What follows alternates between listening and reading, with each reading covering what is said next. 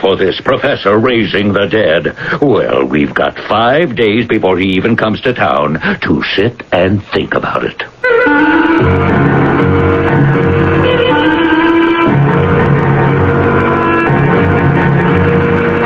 Our mystery drama, The Dead Come Alive, was written especially for the Mystery Theater by Murray Burnett and stars Marion Seldes and Ralph Bell.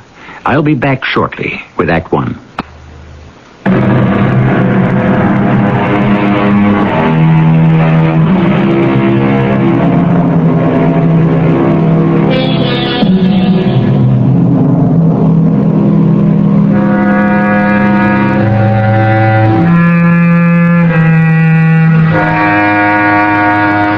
The Holy Bible gives us only one instance of the dead being brought to life.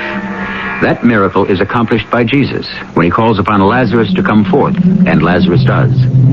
It's one thing when Jesus did it, but quite another when a mere mortal, a man of no particular distinction, claims that he can duplicate this miracle.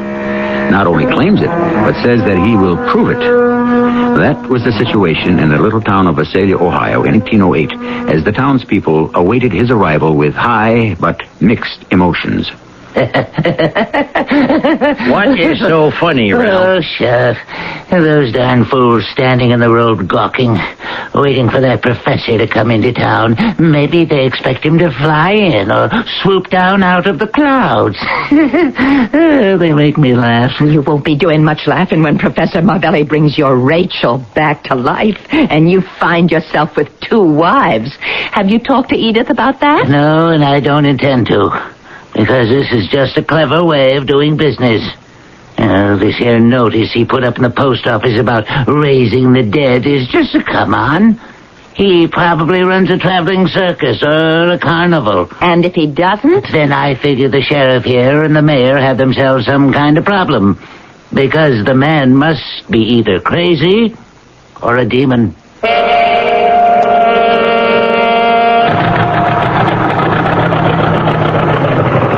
It's him. There, look. It's him.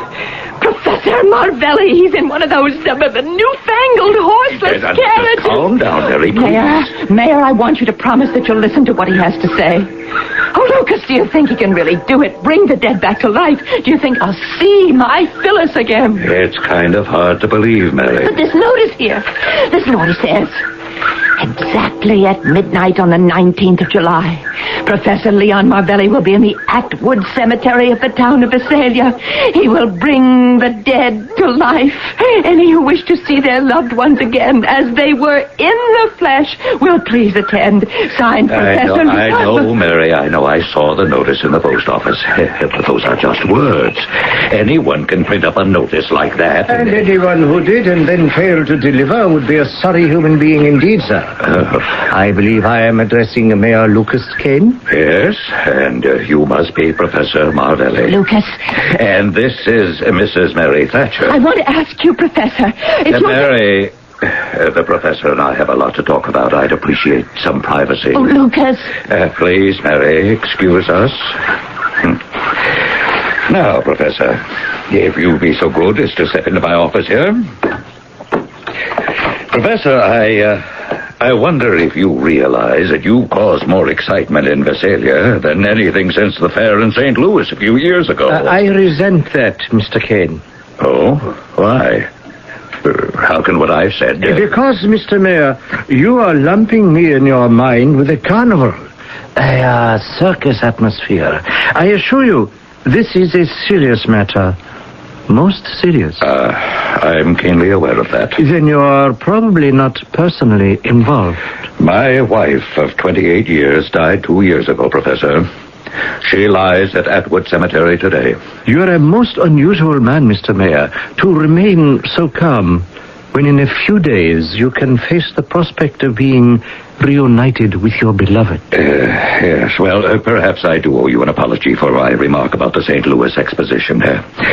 You see, Professor, I would be both excited and apprehensive if I believed you. Well, I understand your skepticism. Perhaps these may change your mind. As you can see, the majority of these letters are from various small towns in Europe. But that's because I've only been in America a short time. Now, here is one from a little New England village. Dunslip.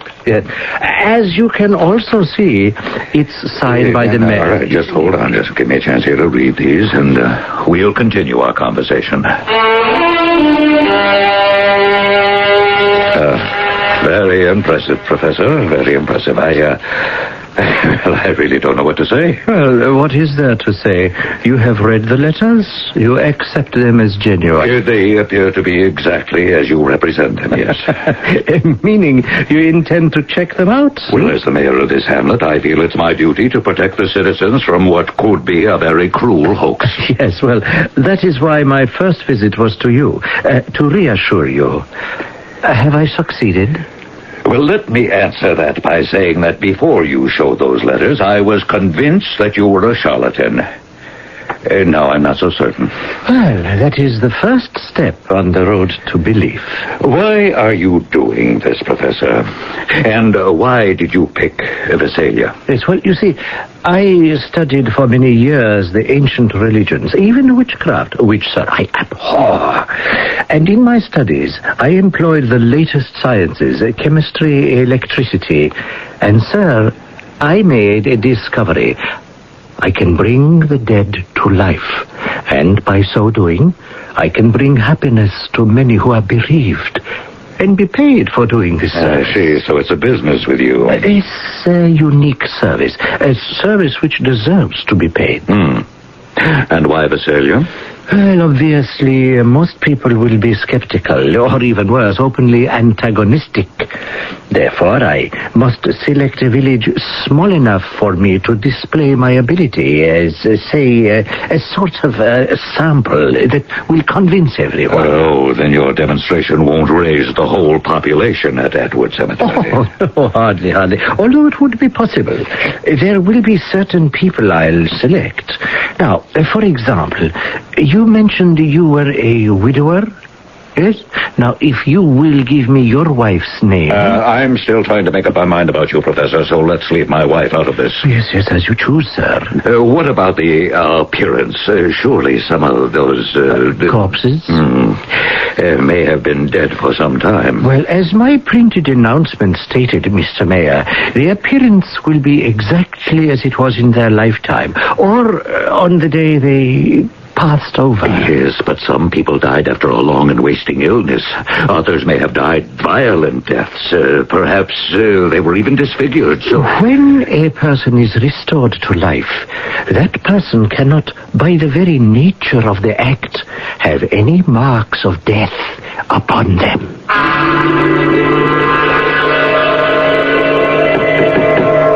Who is it? Yes, who is it? Mrs. Thatcher. Mary Thatcher. Remember, we met at the mayor's office. Ah, yes. Come in, Mrs. Thatcher.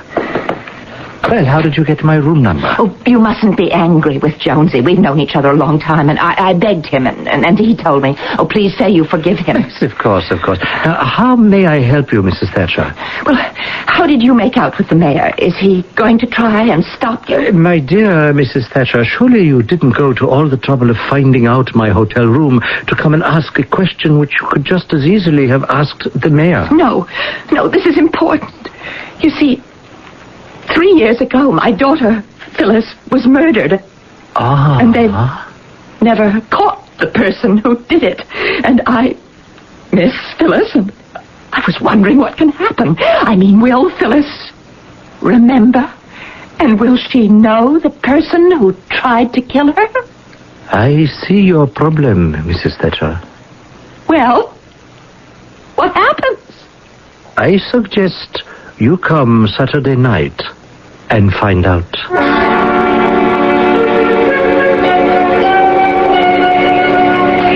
Lucas!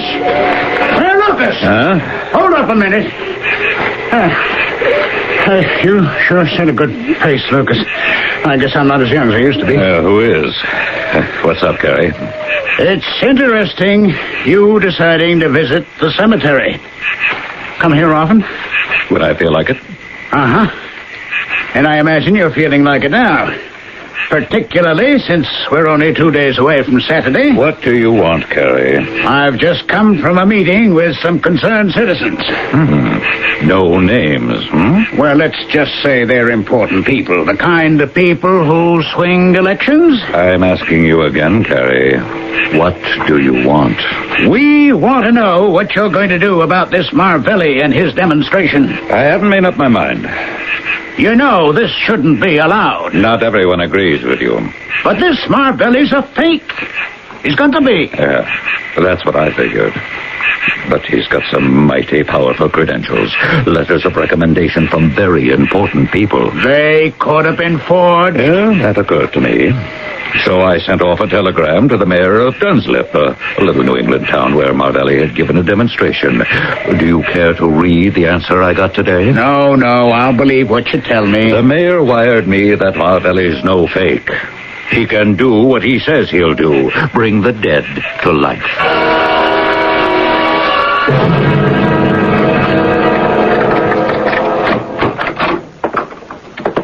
Mr. Mayor. Oh, Professor. I was just closing up shop for the day. Yes, I have something I think you should see. Do I have to open up my office again, or...? No, I can show it to you if you'll walk me back to the hotel. Good deal. I ate quite a few meals there since Willa died. I'm not much of a cook, I guess. That could all be straightened out this Saturday night. You could be eating home again. Well, I'd be lying if I didn't admit that I've thought about that. But, it's kind of... sort of gives me a weird feeling. Yes, well, it takes getting used to, and that's a fact. And I know some people never get used to it. Like the committee. The what? The people who had this note slipped under the door of my hotel room a little while ago. I'd like you to read it. Forget Saturday night and forget your demonstration. You'd better start thinking about how to bring yourself back to life. You've been warned. Signed, the committee. Well, Professor, I thought I knew the people of this town pretty well. But you haven't been here 24 hours, and you've turned them into something kind of ugly. Not me, Mr. Mayor. It was always there. Must have been. Now, any ideas on the makeup of this committee? None that I care to make public until I do some checking. And let me assure you, Professor, I'm going to do a lot of checking. And so is the sheriff. I won't have this kind of ugliness in Visalia. Here we are at the hotel. I would eat with you, but I'm afraid that might prejudice some of the townspeople against you. Down, Professor, down.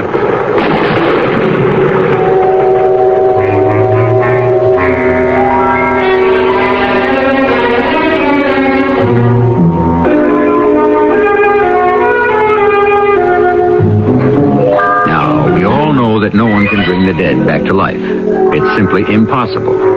But what about testimonials from reputable people swearing that this was true? Would that change your mind? I confess I'm beginning to have doubts, which will be resolved when we return shortly with Act 2.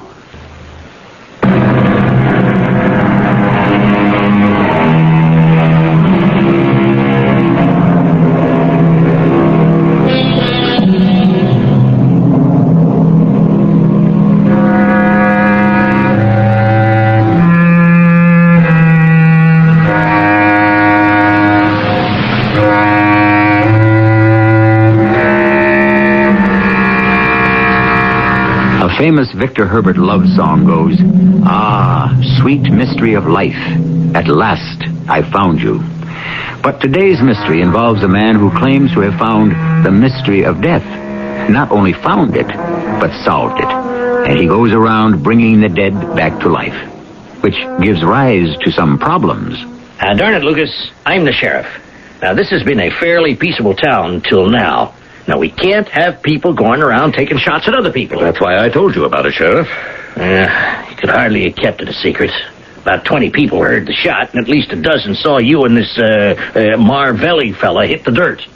If I wanted to keep secrets, I wouldn't have shown you the note. Okay. Now, you and I got a pretty good notion of at least one of the members of this committee. You want me to face him with it? You mean Carrie Wyndham? Well, he's the one that's been making most of the noise. Yeah, but he surely ain't going to admit having anything to do with this note threatening to kill Marvelli. Hey, Lucas, now you're going to have to make a stand, and soon. Did you hear me, Lucas? I'm sorry, daydreaming again. Yeah, I know. I could see it in your eyes. You really think there's something to this, huh? Well, if I do, I'm not the only one. You can't count poor Mary Thatcher.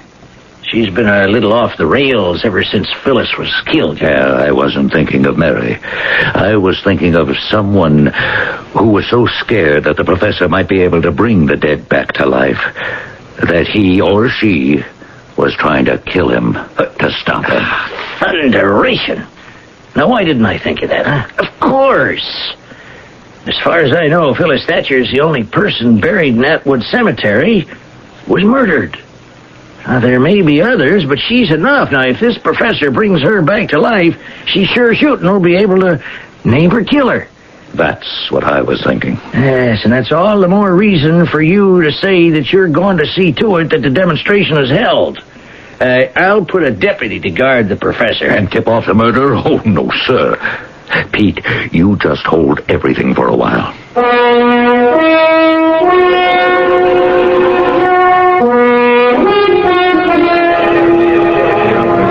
right. Quiet down now, everyone. Let's listen to Carrie. Thank you, Ralph. Without all this gabbing and fussing, I take it that the sense of this meeting is to let Mayor Lucas know that the people of Visalia ain't going to put up with any unholy goings-on in Atwood Cemetery or anywhere else. And that we, the people, want him as the mayor to tell that to this Marvelli. All right, that's right there. And, I, for one, vote that you be the man to tell him.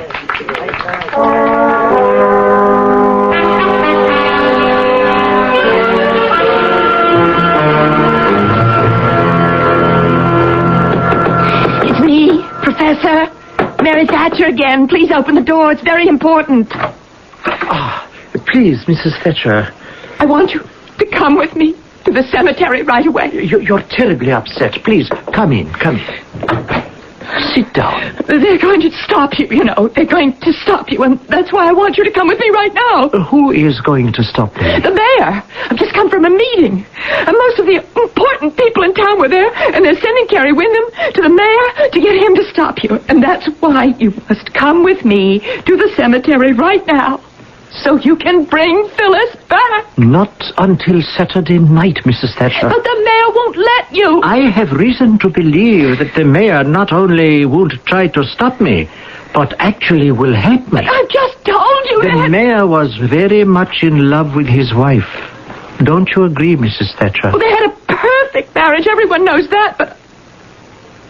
Oh, you mean Mayor Lucas thinks you really can. But when I was in his office the other day, I got the impression he really didn't believe you could. Well, he doesn't want to get his hopes up, Mrs. Thatcher. Mark my words. We'll have the demonstration Saturday night, and the mayor will be there.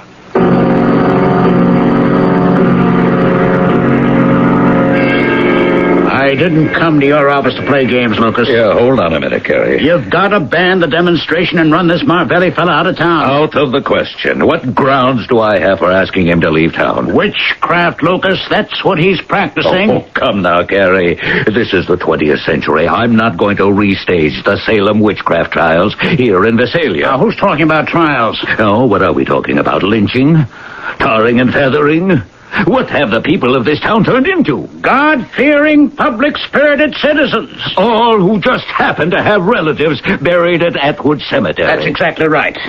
Now, Lucas, you trying to make it out that there's something wrong with people who don't want their dead disturbed? And what about you, Carrie? You don't have anyone at Atwood unless you count Phyllis Thatcher. I believe she used to work for you before she was killed.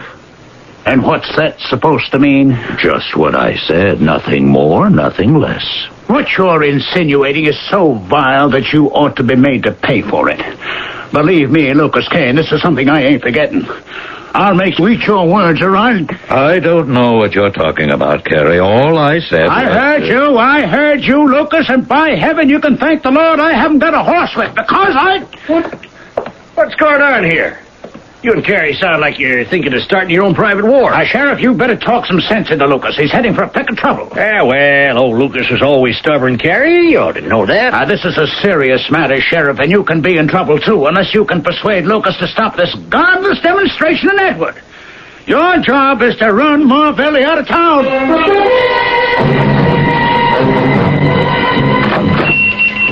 Be with you in a minute.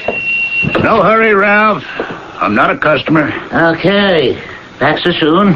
Just let me lock up and you'll tell me how it went with Mayor Lucas.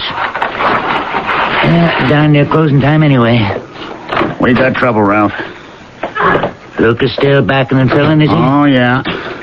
And I don't think we're going to get much help from the sheriff either. I figured that. You did? Then why did you send me over there? Because you sound more convincing for what I got in mind. Well, we don't have much time. Today's Thursday. Saturday's coming up on us fast. What's the idea? Money. No wonder you're the richest man in Visalia. You think money can fix everything. Name me one thing it can't. Death. Funny you should say that. Because I'm betting that money's gonna keep the dead dead. The professor doesn't need money. Everybody needs money. You're going to try to bribe the professor? You use the wrong words. We're going to make a business deal with the professor. You have any idea on how much he wants? I know what we're going to offer him. We? We're all in it together. We're all going to chip in. How much? How much is it worth to you, Carrie? How much are you putting in? Look, I'll show you the figure we're going to offer him, and then we'll decide on how we're going to prorate it. You seem to have it all worked out. Oh, I figured it would end up like this, and I've been thinking about it. Now, here's the amount. Ooh. That's quite a sum. Where are we going to get that kind of money? Well, here's another sheet of paper. A list of names and the amounts that you and I expect them to contribute. All adds up. And suppose these people don't want to ante? That's why I want you to go along with me to help persuade them. Come in, gentlemen. Make yourselves comfortable. Well, I am sorry I cannot offer you any refreshments. We are not interested in the refreshments. You already know, Mr. Wyndham. My name is Ralph Jameson. I own a hardware store down the street. Yes. I would like to know the purpose of your visit. Business, Professor, business. We're here solely on a matter of business. Professor, there are a lot of people who don't want you to put on that demonstration tomorrow. Yes, I'm well aware of that, Mr. Wyndham. Are you also aware that these people are willing to pay you a nice round sum for you to cancel? Oh, dear me, that does present a problem. Uh-huh. But not, I hope, an insoluble one. Well, Mr. Jameson, in my profession, I would be the last person in the world to say anything was insoluble, particularly if there is cooperation. What's the problem? Well, a number of people are desperately anxious to witness the demonstration. But not so anxious that they've offered to pay for it. Oh, no, not yet. But past experience has proven that people who are anxious quite often... $3,000, Professor. Well, I know you don't intend it as such, but that is an insult. Let's quit horsing around. How much you want? I haven't even mentioned what this cancellation will do to my reputation. How much? 10,000. I said we were businessmen, not a charitable institution. We just might be able to go to 7,500. You're pricing yourself out of the market. We might just be forced to let the demonstration go on. Now, Professor, I want you to look me straight in the eye, and you'll know bargaining time is over. Our final offer, $5,000. Cash. No checks. Cash. Yes, well, we have a deal. But there is one other matter. I told you the bargaining was finished. This does not concern money. Well? Yes. Well, you understand, this is my life work. Now, I am willing to call off the demonstration to accommodate you, sir. But I must have a letter from the mayor saying that my demonstration was indeed held and was successful. The mayor wasn't part of this negotiation. Nevertheless, I must have the letter. Believe me, sir, this issue is not negotiable. Without the letter, there is no deal. Understood. We'll be back this evening with the money and the letter. Lucas will never agree to write such a letter, and you know it, Ralph. You may be right, Carrie. Then how could you commit yourself to deliver the money and the letter tonight? Do you want that demonstration called off? You know I do. Then we darn well better put our heads together and find a way to persuade Lucas to write the letter. Or find another alternative. I heard the professor, and I just don't think there is any. Short of murder.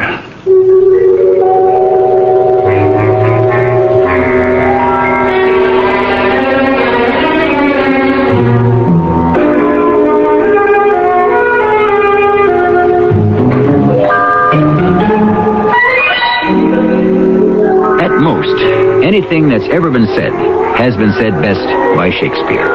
And speaking of murder, the famous bard said, "For murder, though it hath no tongue, will speak with most miraculous organ." It would certainly be a miracle if a girl would rise from the dead to point an accusing finger at her murderer. We'll find out in Act 3.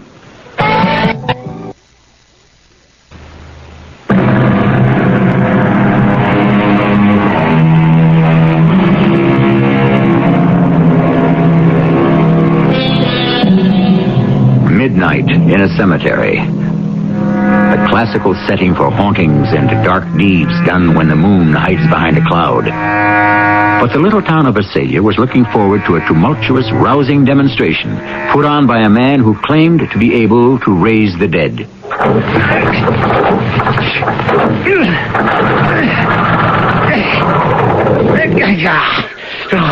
Stupid machine! Do what you're supposed to, you stubborn ignorant! That's why I stick to my horse, Professor. Yes, well, I do not sit well on a horse, Mr. Mayor.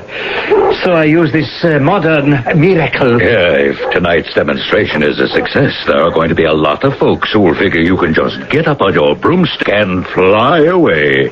Tonight's demonstration? Yep, you laid down a challenge to me and the sheriff, and we accepted it. We'll be there. There is something very wrong here. Mr. Mayor, I want you to look at this. What's this?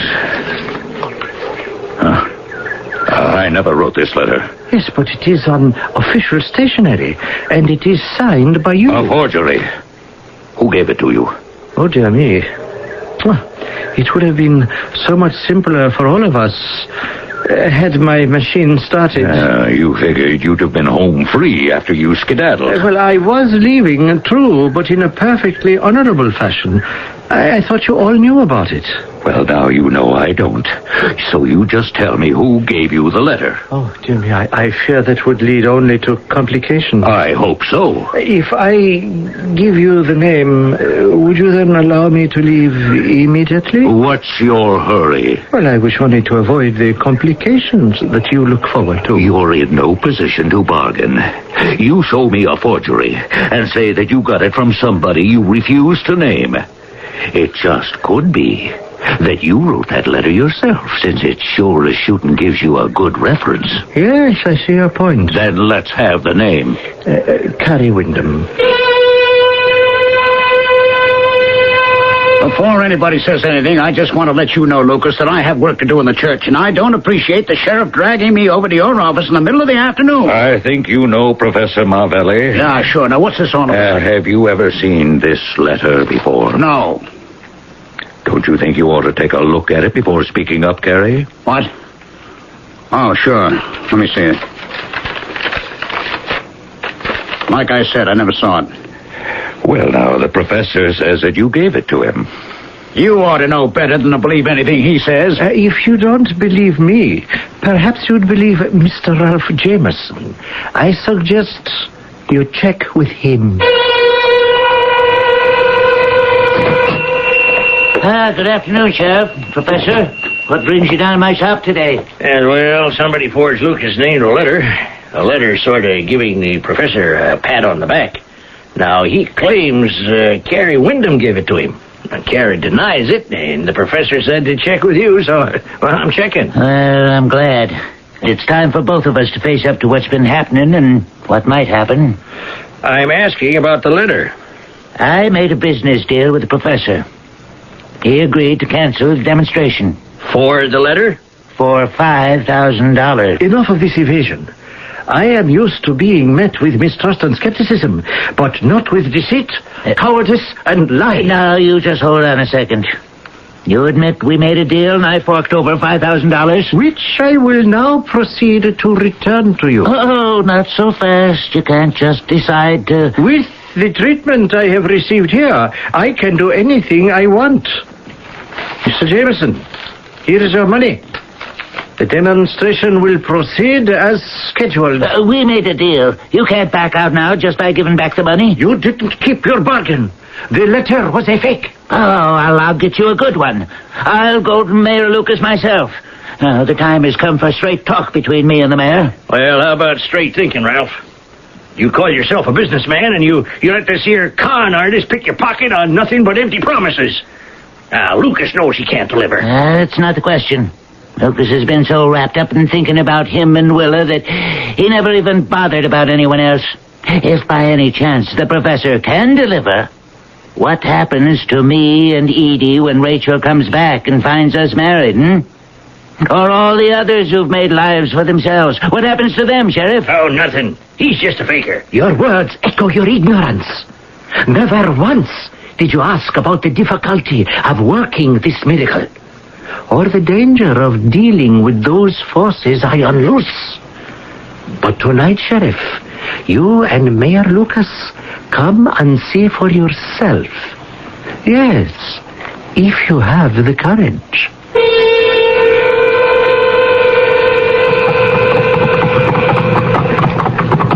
Well, what do you really think, Lucas? You think that the professor has any chance of raising the dead? Somebody does. Somebody who's a murderer and whose whole attention is focused on not being caught, or even chance it. He's willing to kill again. Took a shot at the professor. Or forge a letter. Yeah, maybe. That's why we're going to Carrie's house. Gotta get to the bottom of that letter. Whoa. There you go. I'll tie him up. You tell Martha we're coming.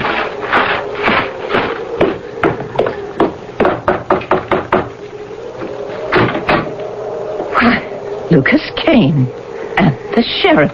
Don't tell me you're coming to see me. No, Martha. We wanted to talk to Carrie. Oh, that's a shame. He came home a while ago feeling so poorly. I sent him right to bed. Yeah, well, I'm sorry, Martha, but it's real important that we talk with him. Tell him that we're here and we'll be waiting in the parlor. I hope we can make this short, Lucas. Martha told you I was under the weather. That's up to you. All you have to do is tell us the truth about that letter. I never should have gone along with Ralph. I knew he was too sharp for me. Are you saying that Ralph wrote that letter? He talked me into writing it. You mean he paid you? No, not a penny. It was easy. He knew I wanted that evil demonstration stopped. Yeah, badly enough to forge my name on a letter. Carrie done what he thought was right. You ought to leave him alone. Martha, you know something about this letter? Well, just what I hear now. And, of course, what I heard at the meeting we had about raising the dead. No God-fearing person can hold with that. Carrie, you must know forgery is a serious crime. What the professor was fixing to do was a bigger crime. And that's your entire stake in this? Oh, don't sound so surprised. I'm not the only one. There's Ralph and all the other good folks who put up the money. Oh, well, money is one thing. What you did is something else. Besides, I can understand the way Ralph felt. He was thinking about his situation with Edie if his first wife were to come back. Exactly. And most of the others have folks lying at Atwood Cemetery whose return might cause some problems. But you and Martha haven't got anyone at Atwood. Oh, the way you're keeping after poor Carey, you'd think he'd done something terrible, instead of trying to put a stop to godlessness. Martha, that's just what sticks in my craw. You and Carey sure know what's right and what's wrong. Yet Carey went ahead and committed what he must have known was a crime. And for what? I told you. You told me, but you haven't sold me. When I found out what you'd done, I wanted to put you in jail. I don't blame you. Well, I do. Maybe Carey did break the law, but you two are making a great big thing out of this, like there was some importance. Martha, there's a murdered girl lying in that cemetery, and her mother's frantic to have her brought back to life. But how do you think the murderer feels about it? What are you saying? That whoever killed Phyllis Thatcher would have a big stake in stopping this demonstration. I can see that, Martha, but... As I remember it, Phyllis used to work for you 3 days a week, Carey. And I was wondering if you'd try to recollect if there were any friends she had in particular. Maybe some young fellas who used to hang around. You know the sort of thing I mean. Oh, sure, but I hardly saw her. She wasn't a very good worker, you know. No? Martha, you oughtn't to speak... Then why did you keep her on, Martha? Why don't you just take me to jail, Sheriff, and leave Martha alone? Better ask Carey why I kept her on. Now, Martha... It's all over and done with. What's over and done with, Carey? Oh, you know women. Martha somehow got it in her head that I was taking a shine to Phyllis. Oh, taking a shine to Phyllis? Oh, my God. He was out of his mind about her, mooning over her like a lovesick calf, and she encouraging him, and the both of them laughing at their secret little jokes when they thought I didn't hear. Now, Martha, calm down. You'll be getting one of your spells again. Spells. Spells. That's what that little slut cast over you, all right. And you, worrying about whether she was doing too much, while I was working my fingers to the bone. And the two of them always carrying on. Whenever she had to go down to the cellar, Carey would be running down those stairs like he was a boy of 16. Now, Martha, I'm telling you to keep quiet. Now, keep It's quiet. just got to be too much for any decent woman to stand. And so I followed her one day, and I took Martha! Carey that laughing and that giggling, that talking, and I killed her. Please, Martha. Mrs. Wyndham. Oh, don't worry, Lucas. I'm not hysterical.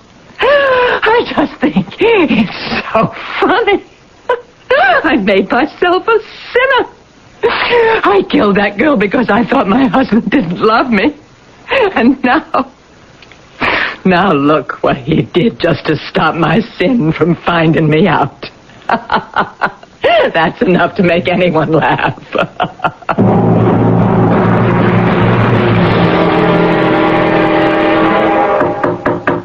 Come in. Well, good morning, Mr. Mayor. Oh, morning, Professor. What brings you here? I thought, seeing as how I was instrumental in helping you solve an old murder and catch a killer, that you'd change your mind and write me a letter of reference after all.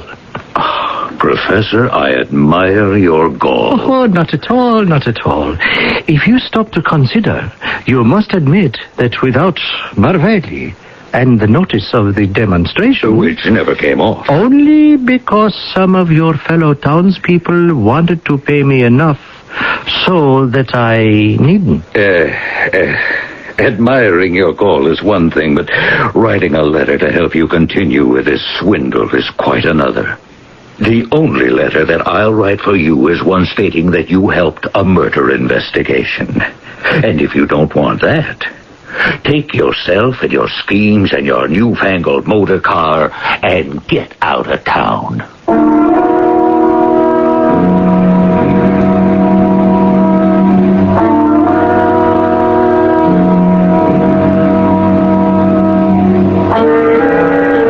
It's difficult to believe in someone having the power to raise the dead. But how about fate? Here was a murder, undetected for a number of years, and finally uncovered only because a swindler chose Visalia as the target for his scheme. For scheme it was. Records show that in the 19th century, there was a real-life con man who preyed upon the superstitious and the gullible by undertaking to raise the dead, and then accepting money not to do so. I'll be back shortly. Did you ever want to own your own?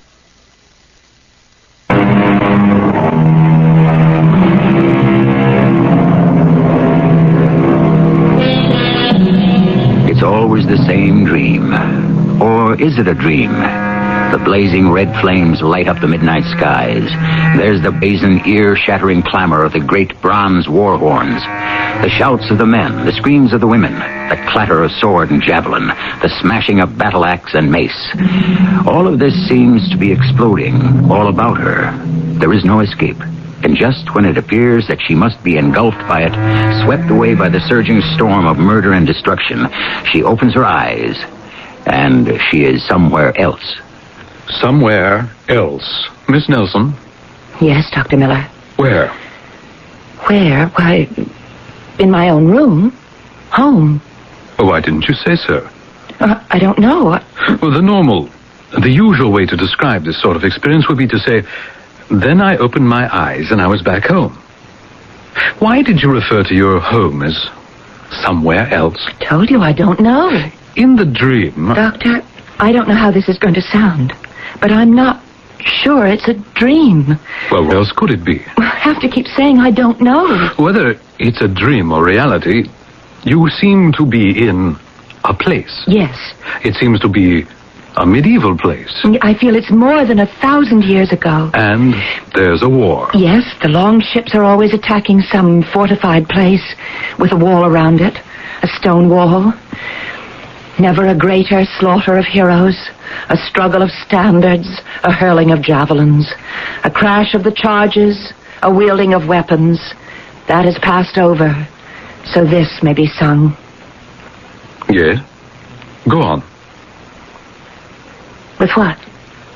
With what you were saying. You were speaking... Well, it sounded like a poem. It didn't seem to have rhyme, but it had a rhythm to it. And what was it about? You don't know? Dr. Miller, I don't have the faintest idea. Well, listen. It's on tape.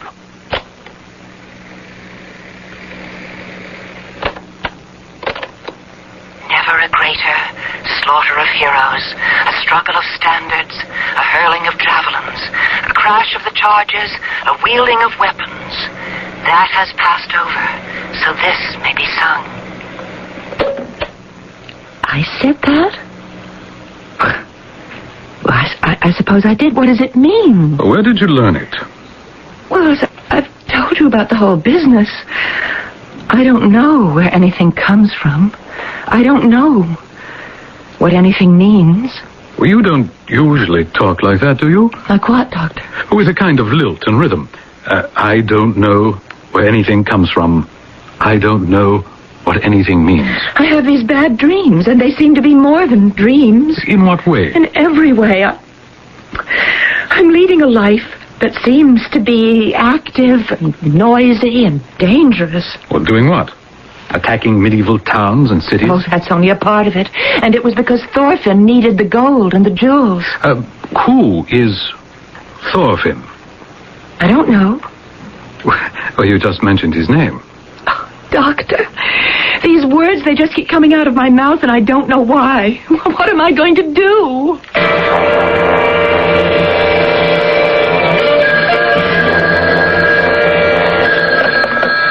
Hello? Oh, Mother. Yes, I'm feeling fine, just fine. I expect him here any minute now. Yes, Mother.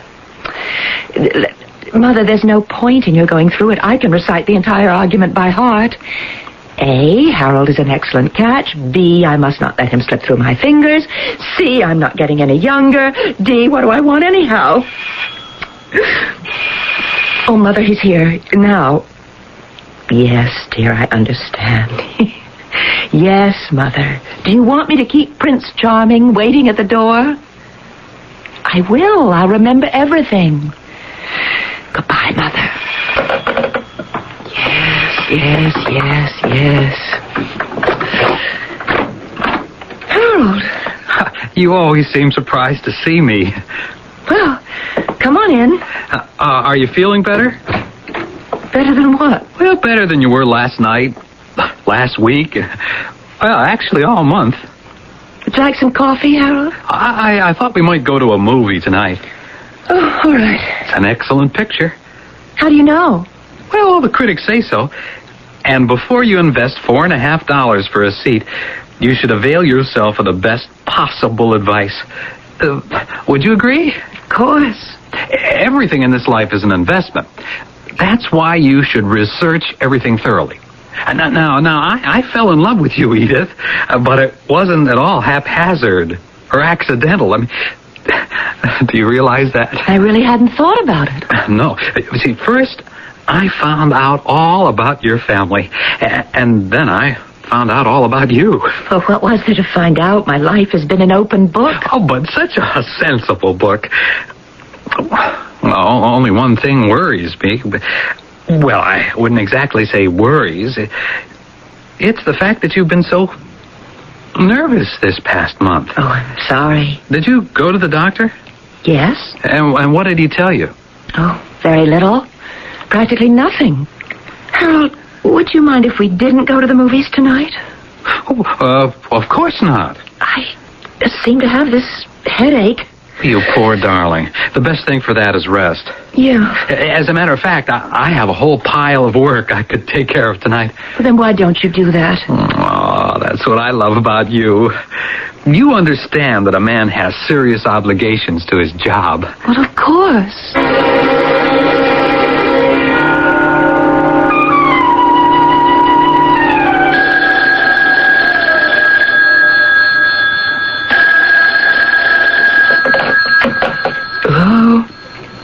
Oh, Mother. You did wake me up. What am I doing asleep so early? Oh, we didn't go out. No. Harold had work to do. Mother, I'll name the day. Yes, of course. Certainly. Goodbye, Mother. I'll remember. I'll remember. Oh, why am I so tired?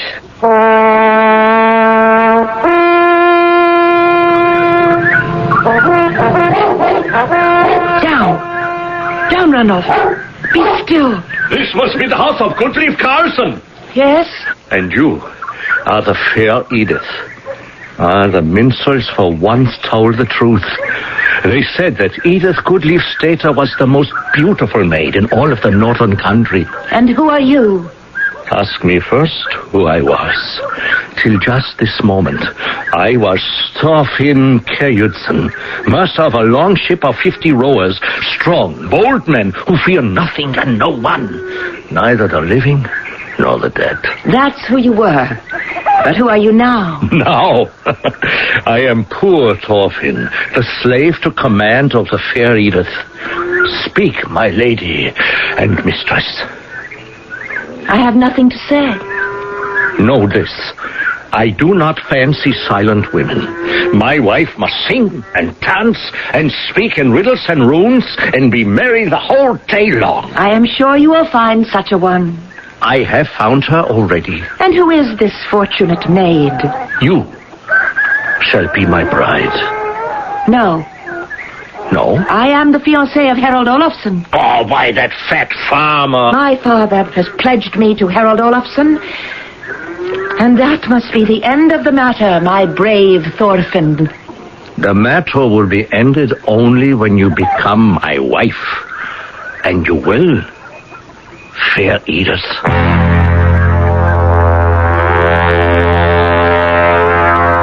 You still have those dreams, Miss Nelson? Yes, Doctor? What do you know about the Vikings? Not very much. In a general way, I seem to recall they were sailors and pirates. Yes, among other things. Why should you dream about Vikings? Was I dreaming about Vikings? Well, I did some research on the things you've been telling me. The references, the names.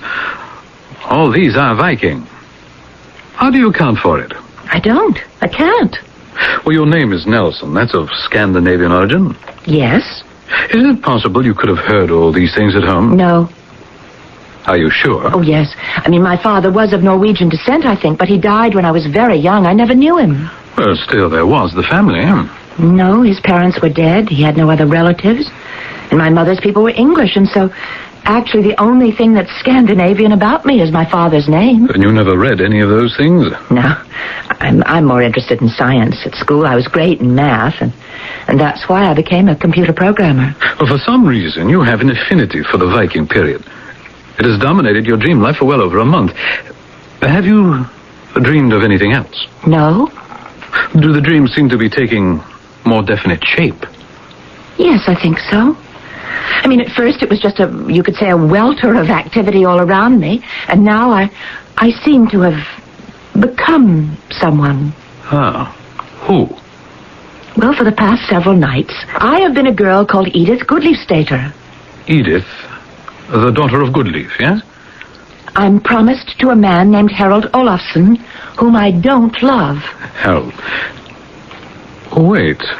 Isn't your fiancé's name Harold? Yes? And you're not too enthusiastic about the marriage, are you? Well, that's true.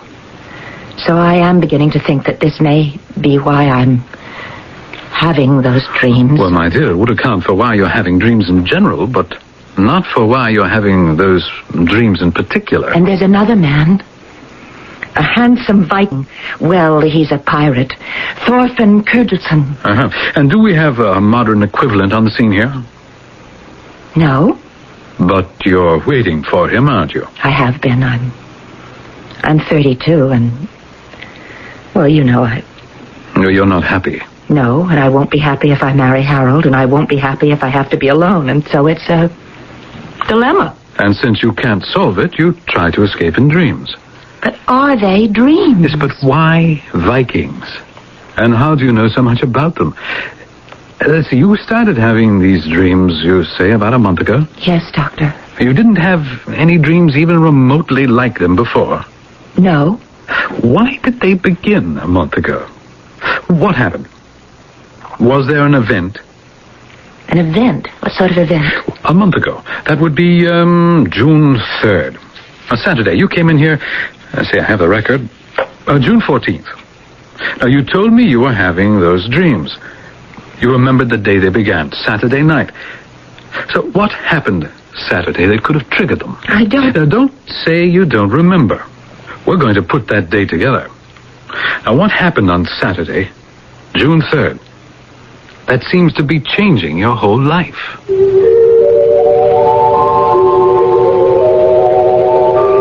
Obviously, something must have happened. But what? It's true that a single event that may last only a moment in time can change the direction of one's entire existence. But tracing it down may be almost impossible, because it doesn't have to be something big, bold, dramatic. It could be something as hard to pin down as a wink, a smile, a whisper. I'll be back in a few minutes with Act 2.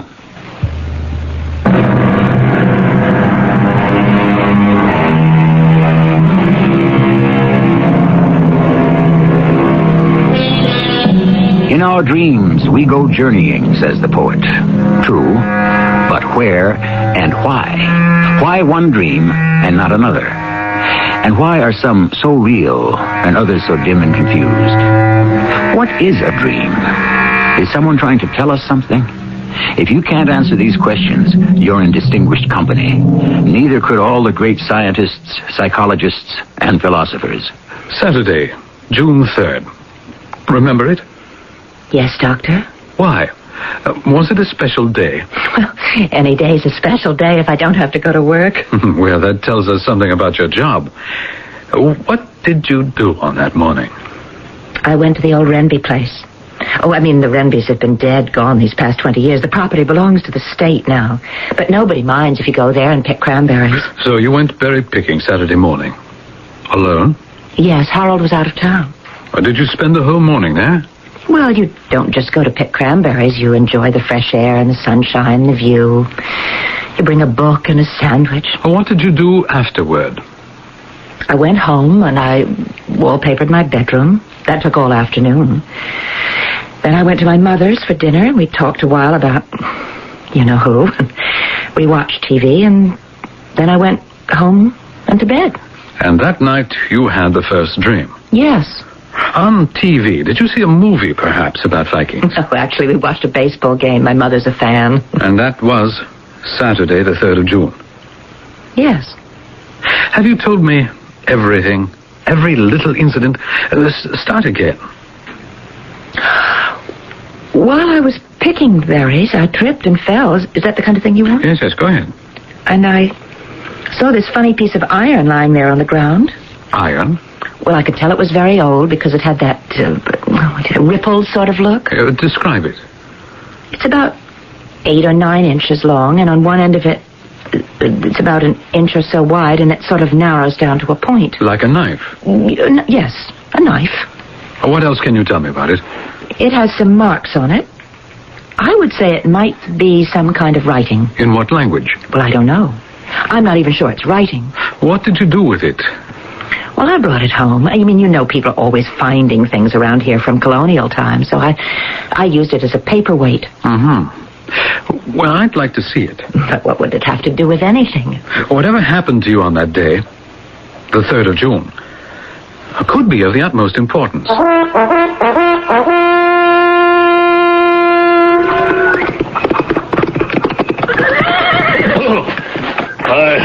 Good morning, Edith Goodley-Stater. Ah, the pirate. Yes. This is what I like best about you. The daughter of one of the most powerful earls in the land. The CBS Radio Mystery Theater presents...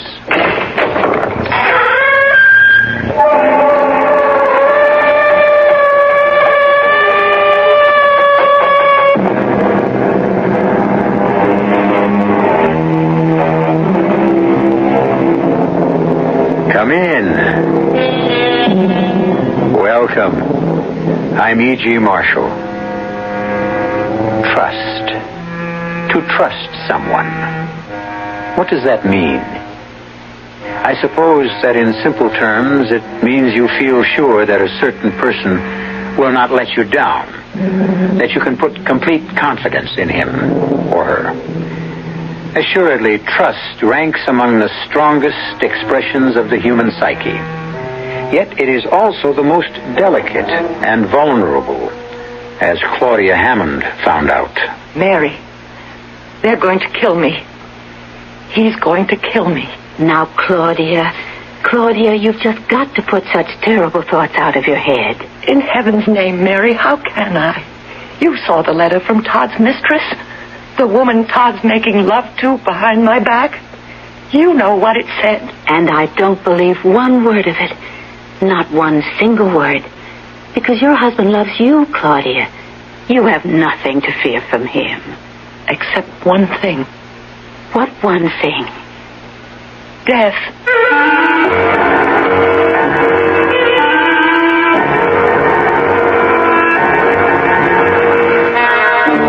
Our mystery drama, Trapped, was written especially for the Mystery Theater by George Lothar and stars Nina Foch. It is sponsored in part by Contact, the 12-hour cold capsule, and Anheuser-Busch Incorporated, brewers of Budweiser. I'll be back shortly with Act One. When you buy a mid-sized car, you expect certain things from it, mainly a reasonable combination of comfort and economy. Well, friend, Buick has a mid-size to meet your expectations. The 1975 Century Regal. It's a joy to look at, a joy to ride in, and Buick's new V6 engine makes it a joy to drive, especially past gas stations. Buick Century Regal, dedicated to the free spirit in just about everyone. Stanley Myron Handelman. Did you know you can have a college grad's career without 4 years of college? All you need is a year or two of technical education to work in fields like engineering, health service, automotive design, and forestry. The facts are in a free booklet called 25 Technical Careers in 2 Years or Less. Just write, Careers, Washington, D.C. 20202. A public service message of this station and the Advertising Council.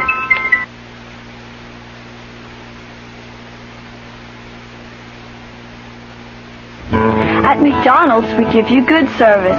So when you come to our place, we give you more than fast service. We give you a smile and a thank you. Count on it. You can count on our smiles. You can count on our speed. You deserve a break today at McDonald's. Fast and friendly, and you can count on it.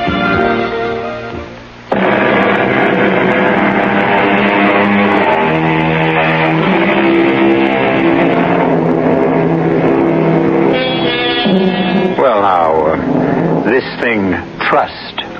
It's as strong as tempered steel, yet as delicate as, a piece of porcelain.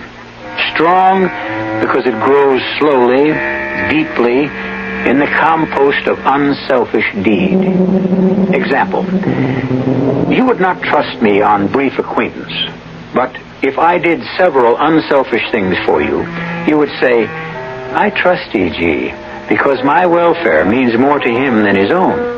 Yet, should I do one selfish thing, for whatever reason, and your trust, your confidence in me would crack, perhaps even shatter. No, Claudia. When you want to sit up in bed, you let me adjust the pillows. That's what I'm here for. Dear Heaven, Mary, can't I exert myself at all? Not if you want to recover from your heart condition. Bed rest. That's what Dr. Stein ordered, and that is what I am paid to see you get. Money can never repay you for all your care. Oh, now I'm rewarded in other ways, in watching you get better. Huh. Better? You are getting better. Oh, it's slow, but you mustn't despair. Mailman. Todd, darling. In person. How's the most beautiful wife in the world doing today? She's very well, Mr. Hammond. Oh, it looks it, too. Rosy cheeks, bright blue eyes, shining gold hair. Give your actor husband a kiss. Speaking of my actor husband, shouldn't you be at the theater? Oh, I'll make it. Jerry kept me on the phone talking over the new film contract, and I wanted to sort the mail before taking off. Here's your batch. Thank you, darling. One more kiss. And I'm off. Take good care of her, Mary. You know I will, Mr. Hammond. Well, now, let's see what your handsome mailman has brought today. Now, let me open some, Mary. All right, you can open these while I...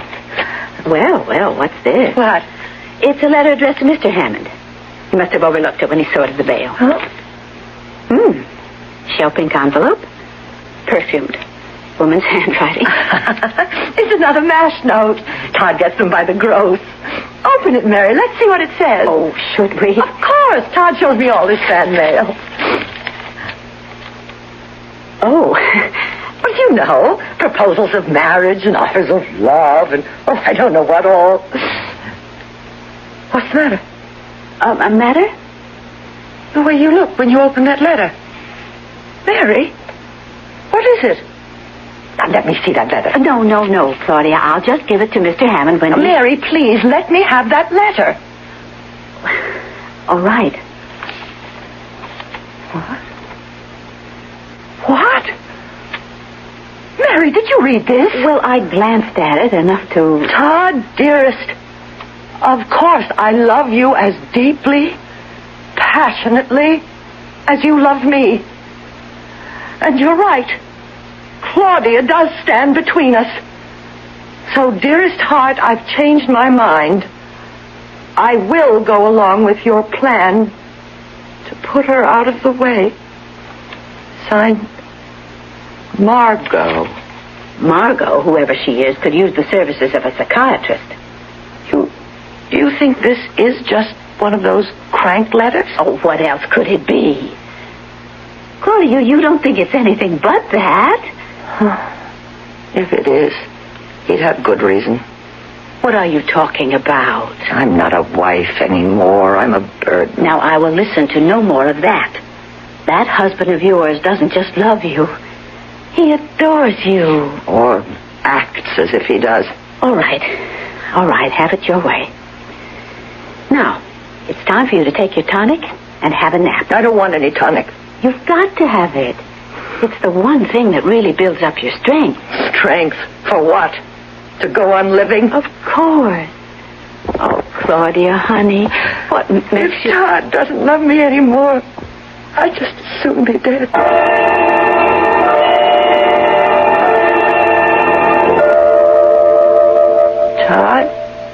That you? Sorry, sweetheart. I didn't mean to wake you. Just to look in on you. Turn on a light. No. Go back to sleep. What time is it? It's 2:30. 2:30? Where have you been till this hour? With Jerry, talking film production this time. I'll be glad when he gets that picture deal straightened out. But come on now, back to sleep. Aren't you going to kiss me goodnight? Of course. Oh, hey, down, girl, down. Oh, Todd, I love you so much. Oh, no more than I love you, sweetheart. But you know what Dr. Stein said about I don't care what he said. Oh, Todd, I want you. I want to be a wife to you. The wife I used to be. You are a wife to me. The dearest, most adorable wife any man could have. I'm an invalid. A millstone round your neck. If that's the case, you're the prettiest millstone I've ever had around my neck. Good night now. Sleep well. Todd? Yes?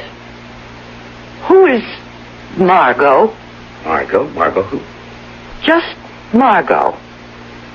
Who is she? I don't know. I mean, why do you ask? Nothing.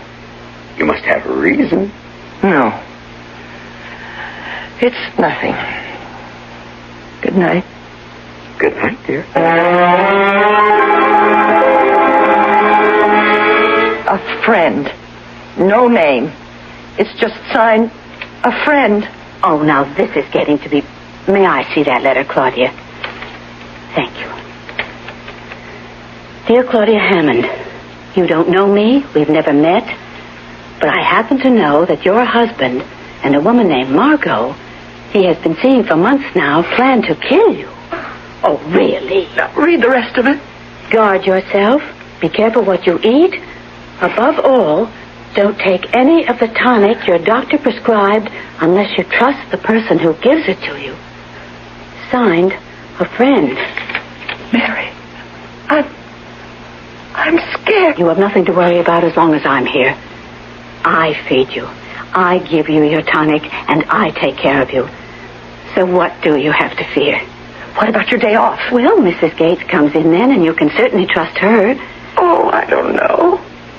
All right then. I won't take any days off. But you can't. Of course I can.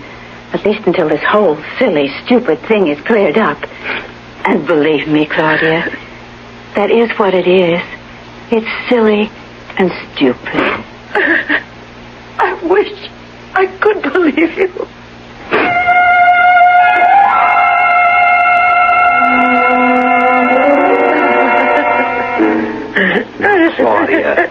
Claudia, please. I want Mary back. Get Mary back, Todd. Dearest, I told you it's impossible. I don't believe it. I don't. Now stop that. Stop it.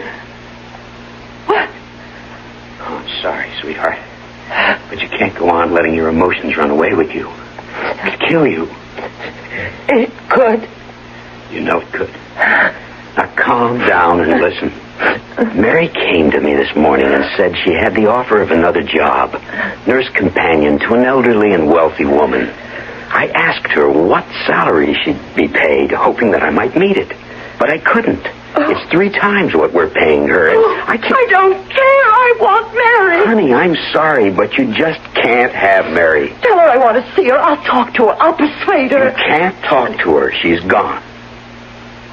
Gone? She left an hour ago. Left? Without saying goodbye? She said to tell you she couldn't bear to face you. Oh, I can't believe this. I simply can't. Look, the world hasn't caved in. Mary was good, but there are other practical nurses. In fact, I'm going to run over to the agency right now to interview several. Leaving me alone? You're safe enough for an hour or so. You've been left alone before. Never as alone as I am now. What? Nothing. I won't be more than an hour, I promise. What are you doing? Giving you your tonic before I go. No. Sweetheart, you've got to take... No, I said no. Okay. Won't hurt you to skip it for once. It isn't exactly a matter of life and death. Isn't it?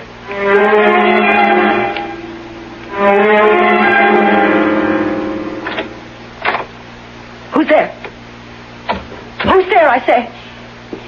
Don't be scared, Claudia. It's only me. Oh, Mary. I saw Mr. Hammond leave and took the chance. He forgot to ask me for my key.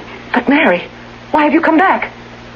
Todd said you didn't want to see me. Didn't want to say goodbye because it would upset me. Oh, now, why would I say anything like that? How could I possibly upset you more than he did by firing me? He fired you? Well, yes. Why do you think I left? Claudia, what did he tell you? Well, that you had a better offer with some wealthy woman or other, and that he couldn't afford to keep you as my nurse. I see. Mary, what is this? Oh, honey, there was no offer of another job. He fired me. He told me to pack my things and get out and never come back. Then he's getting ready to...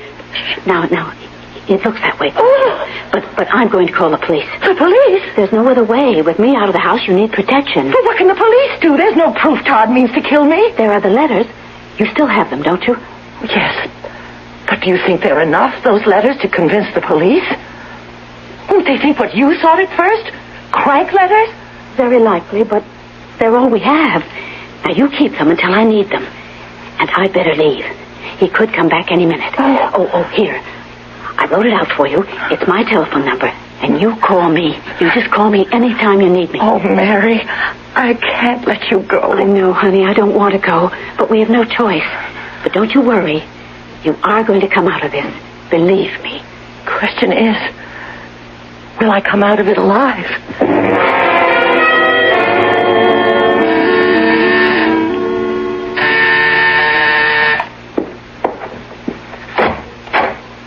Hi, darling. Here I am, bag and baggage. Come in, sweetie. I'll show you your room. Mary's former room. You got rid of her, I take it. Fired her this morning. Good. But I told Claudia she'd left for another job, one that paid better. So careful you don't give the show away. You don't have to worry about me, darling. No, but just be careful what you do or say. The last thing we want is Claudia getting suspicious. Leave it to me. Well, this will be your room. Nice. And now, I'll introduce you to Claudia. Oh, did you decide on a name? How does Catherine Brent suit you? Not bad. Okay, let's put this show on the road. Catherine?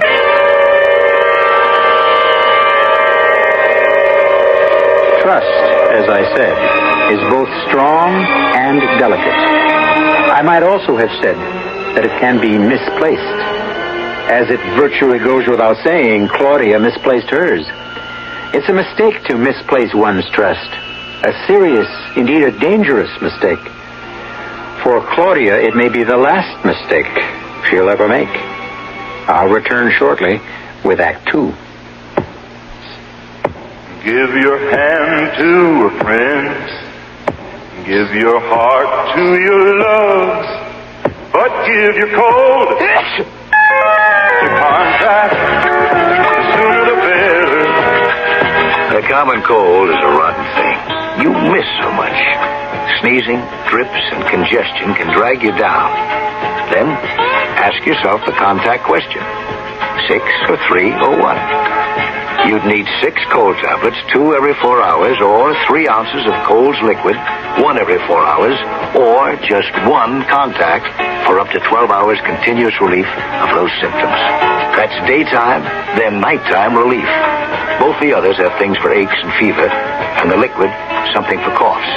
Not found in Contact 600 Tiny Time pills. Give your cold to contact. 6 or 3 or 1. Take Contact. Only as directed.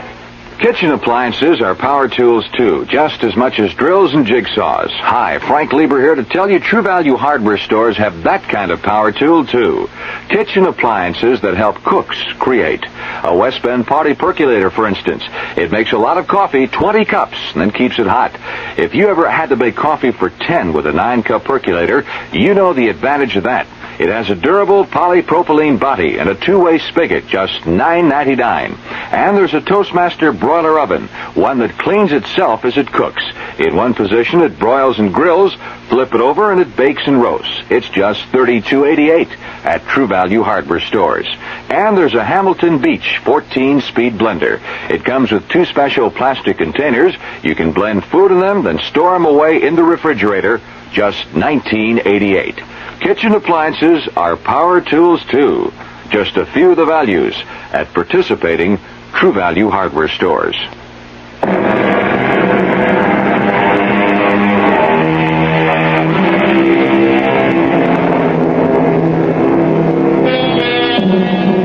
Our theme is trust, abiding faith of one person in the honesty of another. Yet who of us has not at one time or another been duped by a person in whom we reposed complete confidence? Or did we dupe ourselves? Did our very faith in another place too much of a burden on him or her? In sum, did we have the right to impose our trust on another? Claudia, this is Catherine Brent, your new nurse. She's replacing Mary. Hello, Mrs. Hammond. I'm delighted to meet you. Well, aren't you going to say hello to Catherine? Hello, Catherine. I'll leave the two of you to get acquainted. Got to get to the theater. We're rehearsing a new second lead for tonight's performance. Goodbye, sweetheart. Take good care of her, Mark. Catherine. Trust me, Mr. Hammond. I mean to take very good care of her. Well, now, Mrs. Hammond, what can I do for you? You can leave me alone. Very well. But there are some things I must do. See that you take your meals, your tonic. Oh, by the way, where is it? Your tonic. Oh, never mind, I see. This bottle here. And it's just about time for you to have it. I don't want it. Oh, tastes bad? Well, does it? No. Well, then why don't you want it? Don't you know? I'm not a mind reader, Mrs. Hammond. Neither am I. But I can read yours. In that case, you must know that I intend to give you your tonic whether you want it or not. You can't force me to take it. True. Well, then? I said I intended to give it to you whether you wanted it or not. I didn't say that I'd succeed. Clever, aren't you? Matter of fact, I am. Yes. I'm impressed. Does it help you, your cleverness, to steal other women's husbands? I beg your pardon? You heard me, Catherine. Well, it must taste bad. That's it, isn't it? Won't answer? Well, find out for myself.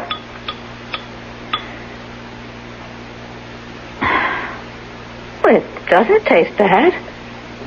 Tastes rather like a nice red wine. You sure you won't change your mind? You drank some. Oh, I hope you don't mind. Just a small glassful. Oh. Here now, won't you? That's it. That's better. What? Well, looks like I succeeded, after all. You are clever. Very clever.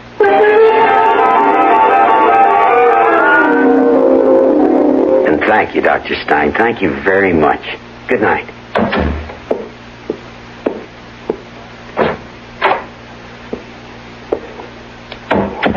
Well, you heard what he said, Claudia. Yes? If you continue to refuse to eat, to drink, to take the tonic, you'll find yourself in such a weakened state that I don't know what'll happen to you. I'll die. That's what you want, isn't it? Well, don't just stare at me. It is what you want. Sweetheart, Dr. Stein said, he said if you don't keep your strength up, you'd begin to think all kinds of crazy things, delusions like that. And, well, damn it, sweetheart, I'm beginning to think you are. It's no delusion. You do want me to die, to put me out of the way. Claudia. And I don't blame you. How could I? I mean, look at me. An invalid, so weak I can't even leave this bed.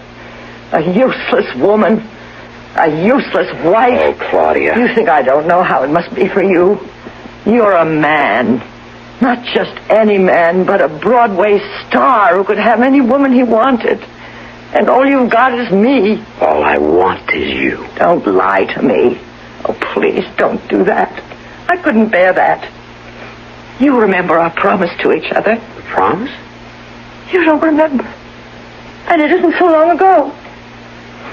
We were so in love then. So in love. We promised we would trust each other. We sat in that little garden by the side of St. Bartholomew's Church on Park Avenue. Oh, yes. I remember the promise now.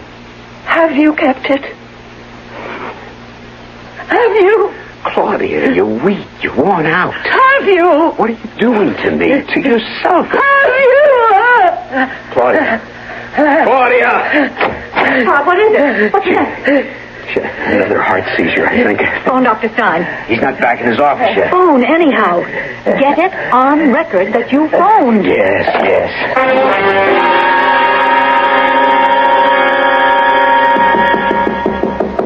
Yes? You decent? Can I come in? Decent? You have got to be kidding, darling. Stein just left. And? She'll be all right for a time. But he made it plain if she goes on refusing to eat, to take the tonic, it's curtains for her. So? What do you mean, so? Just what I said. So? I'm sorry, Todd. If she hadn't been ill all these months, if I hadn't had needs, a man's needs, You'd have had no need for me. Is that what you're saying? I guess maybe it is. I thought I was something more than the fulfillment of your needs. I thought... never mind. If you want out, you say so. You say so now. It isn't as simple as that. It is to me. You're putting me through a hell of a time. The deal isn't worth it. Oh? Todd, I'm still willing to go through with this. But I'd just as soon get out right now. What do you want me to do? We'll go ahead with things. Claudia, dearest, it's a simple, clear broth. Oh. You're wasting away. Well, if you're so worried, let me go to a hospital. Why in heaven's name a hospital? You know why. Claudia, I don't. Why a hospital? What difference would that make? At least I could eat without fear. Fear of what? Hello. Oh, yes, Dr. Stein. No, she's still refusing. I don't know. Doctor, she wants to go back to the hospital. Now, well, that's the way I see it, too, but... Yes. All right, Doctor. And thanks very much for calling. What did he say? Can I go back to the hospital? No. No? He doesn't see what good that would do. He said it's simply a matter of your taking food, the tonic, to build up your strength. And if you refuse to do that here... You're lying. Claudia... He said no such thing. You want to keep me here. You and Margot. Margot? Oh, don't act as if you didn't know. But I don't. Hope I'm not interrupting. I just came to see if Claudia's taken her broth. No. Oh, now, look, Claudia, I am knocking myself out trying to take care of you, and that includes cooking. And, sweetie, if you're not going to eat, I'd just as soon not cook. Don't, then. Don't cook. What does it matter how you kill me? By poison or starvation, just so you do it.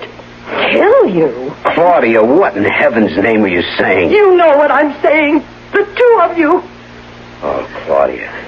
I said this before, but I'm saying it again. You're imagining things. Am I? I'll show you. I've got them here on my pillow. Oh, Claudia, don't exert yourself. Whatever it is, I'll get it for you. Get away from me. Darling, I'll get it. Here. I'm imagining things, am I? Is this letter a dream? And this? Let me see. Oh, no, you don't get your hands on them. They're the only evidence I've got of what you're up to. Evidence? It's all here in this letter you sent Todd.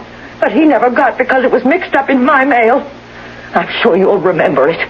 Todd, dearest, of course I love you. deeply, passionately as you love me. And you're right. Claudia does stand between us. So, dearest heart, I've changed my mind. I will go along with your plan to put her out of the way. Signed, Margot. Well, what do you have to say now, Margot? You think that I am the woman who wrote that letter? That I am Margot? That's incredible. I had no idea, none whatever, that this was why you were refusing to eat or drink. Oh, Claudia, sweetheart, darling, whatever you've been thinking is wrong. You're wrong. You're all wrong. You're certainly wrong about me. My name is not Margot. It isn't Catherine either. Well, is it? Well, of course it is. No. Todd. No. It isn't. Catherine isn't her name, Claudia. It's Margaret.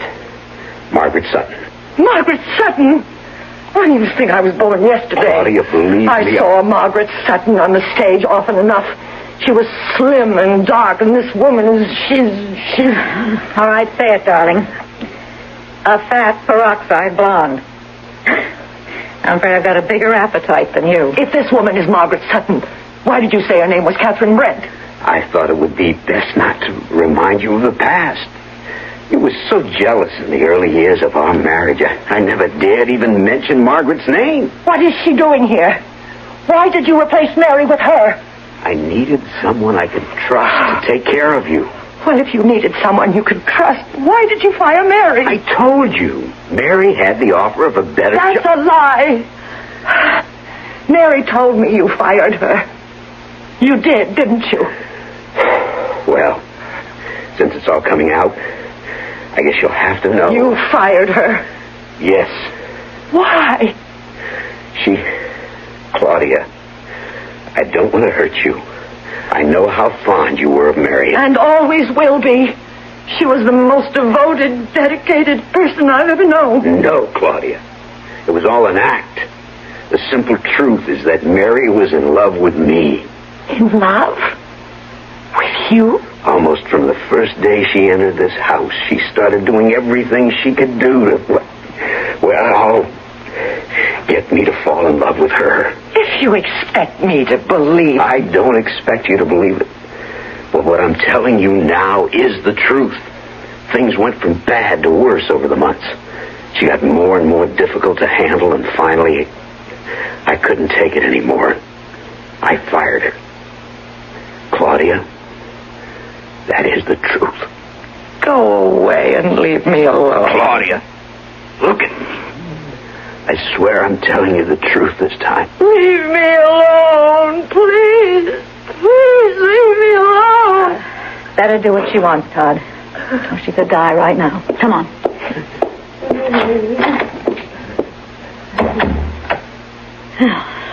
I've got to hand it to you, Todd. I always knew you were a good actor, but not that good. I told her the truth. But not all of the truth. By no means the whole truth.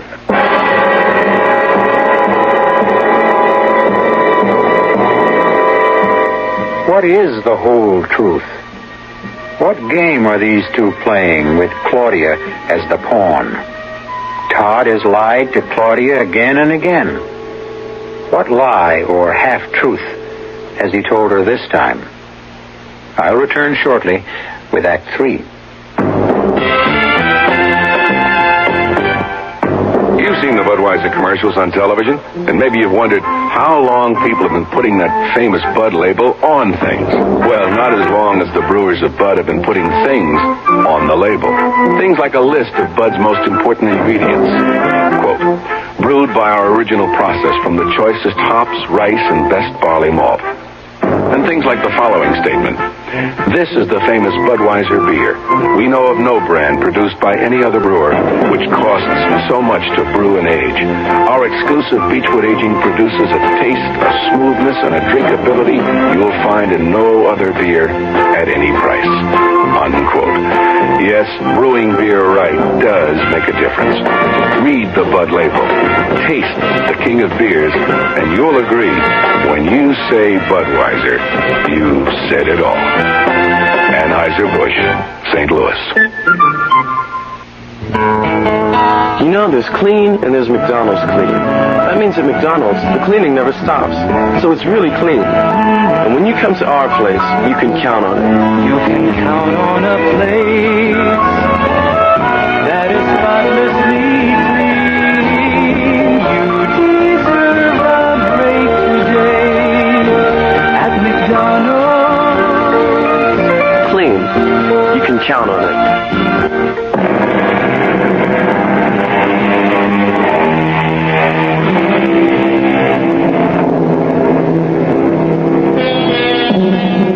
The very foundation stone of trust is truth.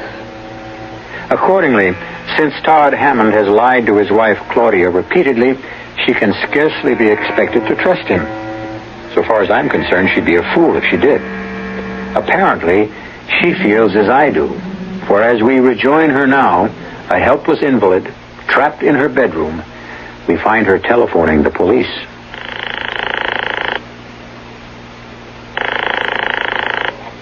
Detective Bureau, Detective Jackson. This is Claudia Hammond. Claudia? Hammond. Hammond. Yes, ma'am. What can I do for you? My husband and a woman he's in love with are trying to kill me. I need your help. Please, I need help. Certainly, ma'am. We'll give you all the help we can. Who is your husband? Todd Hammond. Todd Hammond, the actor? Yeah, sure. You say he's trying to kill you. Him and this woman. Yes. And what's her name? She's trying to palm herself off as an actress named Margaret Sutton, but I know better. Her real name is Margot. Margot who? I don't know. I'm an invalid, helpless and bedridden, and he wants to get rid of me. How's he trying to do this? What's he doing? Poisoning my food, everything I drink. Are you on any kind of pills like that? You think I'm high on pills? That I'm imagining things? No, ma'am, I didn't say that. Maybe just a little excited, a little hysterical? I'm not uptight. I'm not hysterical. I'm telling you the truth. They're trying to kill me. Hello? What's your address, ma'am? 1219 Park. Apartment house? Yes. Apartment number? Penthouse B. Okay, we'll check this out. In fact, I'll check it out personally. What do you mean you check it out? Oh, there's nothing to check out. They're trying to kill me, Todd and Margot. Only she doesn't call herself Margot. She calls herself Margaret Sutton. And I can prove it. I tell you, I can prove it. I've got the letters to prove it. Letters? A letter from her to him saying she was willing to help him kill me. And another letter from a friend warning me against them. What friend? What's your friend's name? You don't believe me. I didn't say I don't believe you. I shouldn't have called. I should have known I'd only be wasting my time. I should have known you wouldn't believe me. Oh, what am I going to do? What am I going to do? Mary. Mary, of course. Why didn't I think of her before this? Hello? Mary. Mary. This is Claudia. Oh, Claudia, I've been so worried about you, but I didn't dare phone you. Yes. Listen to me. It's happening. What the two of them planned, Todd and Margot. She replaced you, and he pretended she was a nurse from the agency. He lied. Even gave her a different name. Called her Catherine Brent, and well, you won't believe this. You really won't believe it. She tried to palm her off as an old flame of his, Margaret Sutton, who was slim and dark, and this woman, this Margot, she's fat and... Claudia. Yes? Now, you must control yourself, dear. Yes. Because of your heart. You're putting a terrible strain on your heart. Yes. I'll quiet down. That's my girl. Mary! Now, hush. Just listen to me. They're not going to harm you, because I'm not going to let them. The police? Yes, I went to the police as I said I would, but I could see that they didn't take me seriously. No, me neither. I was just talking to them. What is it? Is there something wrong? If you can't send the books over today, then send them when you can. Goodbye. Bookstore? Yes. You ordered some books. I'll be happy to go and get them for you if they can't send them over today. Do you dare let me out of your sight? Just to go around the corner? 10 minutes at most. Which is why I don't understand how they can't deliver today. Who were you talking to, Claudia? That's none of your business. Suit yourself. Oh. That'll be Dr. Stein, I guess. Dr. Stein? He's going to give you your vitamin injections. Oh, and, darling, don't waste your time telling him Todd and I are killing you. He thinks you're off your rocker as it is.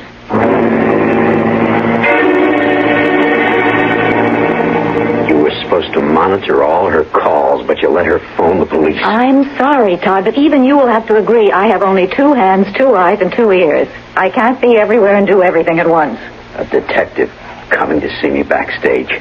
I'm sorry. I guess it's not that important. What's important is not to let her get in touch with Mary.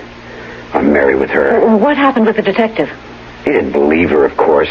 Just checking up was all. But she did manage to get past you, and that worries me. Mary could start an awful lot of trouble. And that's the last thing in the world I need right now. Take the phone out of her bedroom. No. We don't have to go that far. There's an easier way. Just take this extension off the hook. You're kidding. No, it was a gimmick used in a play I was in years ago. That way she can't call out and nobody can phone in. But watch her. Watch her like a hawk. One slip up and it could mean the end. Believe me, the end.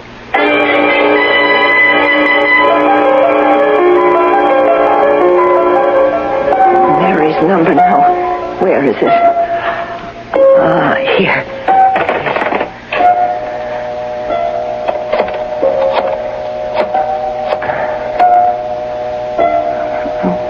Funny. Something's wrong.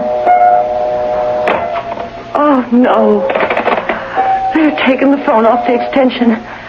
It's like in that play he was in. I can't phone out and nobody can phone in. Oh, God. God, help me.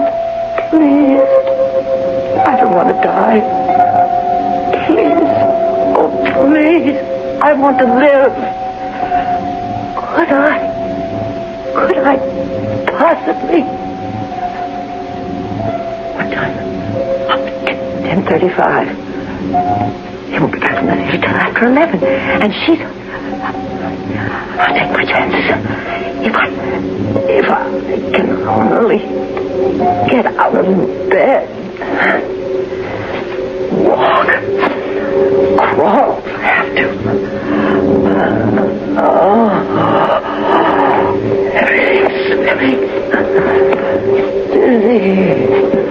I mustn't faint. Mustn't. Weak. So weak. Life depends on your life. Now. Step. Open door.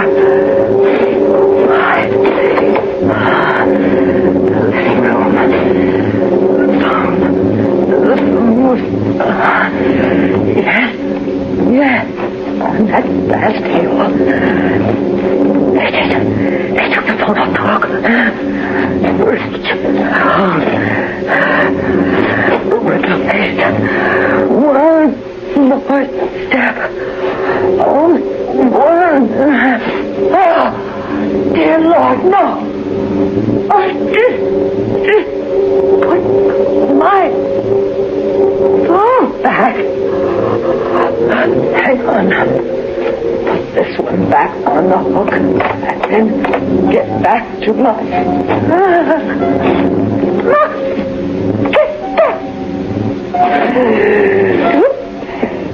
Bedroom.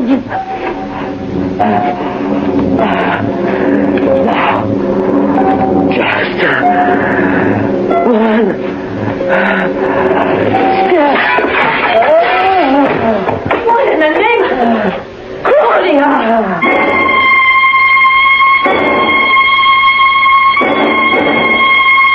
Todd, you can't help her.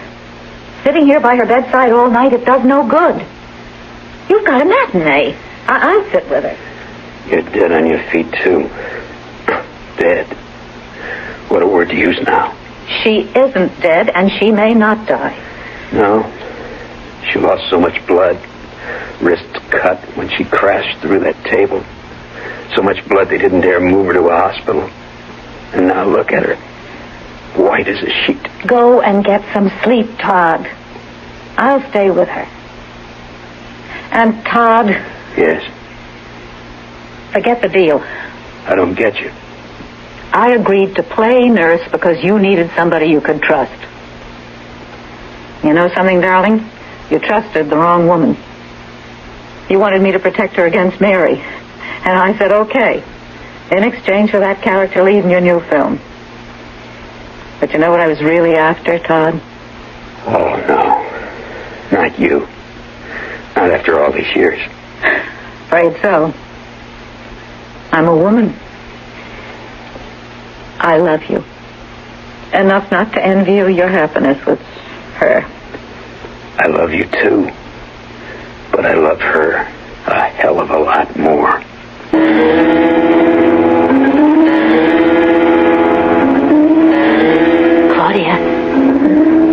Claudia? Mary? Shh. Now listen, dear. They're asleep. He in his room and her in that chair. I still have my key. Oh, Mary, you came at last. Shh. Now quiet, dear. I'm going to take you down in the service elevator. I jammed the door, and then into my car and home to my place, where you'll be safe, honey, really safe. Now, can you walk? I can't even get up. Oh, dear, and I can't carry you. Honey, you've got to find the strength to walk. The tonic. I'll give you a glass of the tonic. That always gave you quick strength. No, it's poison. Oh, no. They wouldn't have dared to do that. If they succeeded in poisoning you, the coroner would have impounded the bottle. No, they'd have poisoned the glass, not the bottle. Here, now you drink this right down. Yes. No. Awake. You're awake. You bet I'm awake. And waiting for you. I've been waiting for you to give yourself away. So Mr. Hammond and I could turn you over to the police with the evidence to convict you. Evidence to convict me? You're crazy. She's crazy. This woman's crazy. Claudia, Todd told you the truth about Mary being insanely in love with him. What? Propositioning him, the whole scene. Todd put up with her insane nonsense till she said something one day that made him realize she intended, one way or another, to kill you. Oh, you're lying. That isn't true. It can't be true. Not of Mary. It's all too true of Mary. And I can prove it. By what Mary just told you. What? What did Mary just tell me? That if Todd and I wanted to kill you, we'd not have risked poisoning the bottle of tonic. Only the glass. What? Well, I never poisoned the bottle. And so I'll drink it straight off. There. You drank the whole bottle. It's quite delicious. And healthy. So you drank it. What does that prove? It proves that what you poured into the glass, Mary, could not have been poisoned unless you slipped the poison into the glass, which you did. No, I did not. In that case, Mary, drink the glass. Well, go on, Mary. Drink it. Mary. I hate you. I have always hated you, you sniveling little invalid. A man like him needing a woman. Needing a wife, the kind of wife that I could have been. That's why I wrote those letters. To prepare you for the death that you had coming to you. And to play it smart. Yes, smart. Because if anything had gone wrong, he would have been blamed for your murder, not me. You're crazy. I am not crazy. She's stupid, too. Todd. Stupid? I was stupid? That letter from a friend. Only 4 people knew Claudia took that tonic. Claudia, Dr. Stein, me, and you. Marge, call the police, will you?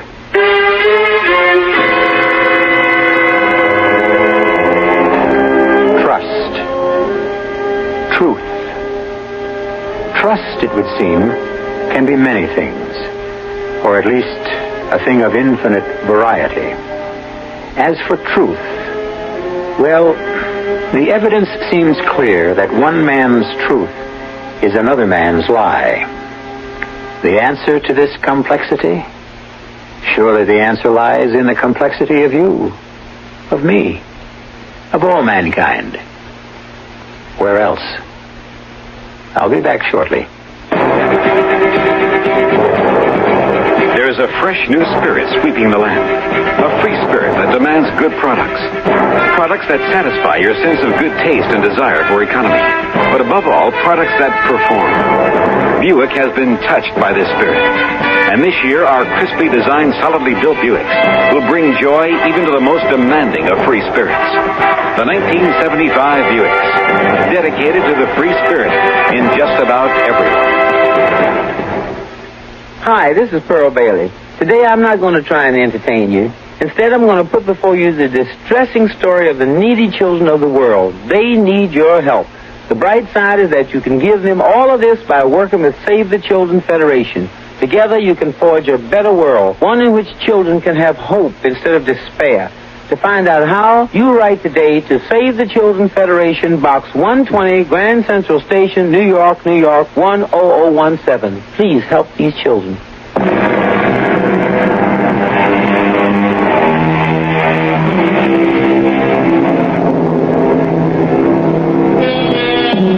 I'm sure you'll want to know that Claudia is now fully recovered from her illness and that she and Todd are very happy together. As for Margaret Sutton, would you believe that the role she played in Todd's film revived her acting career? Well, it did. Our cast included Nina Foch, Charles Aidman, Leslie Woods, Joan Tompkins, and Joe DeSantis. The entire production was under the direction of Hyman Brown. Now, a preview of our next tale. Voila! We have an instant voodoo doll. Fascinating, isn't it? To know that the doll is meant to be a representation of you. Now look at it. I'm looking. Yeah, well, keep looking. Now don't take your eyes off of it. You can almost see your face in the cloth, can't you? It's almost as if the doll is you. Whatever happens to the doll happens to you.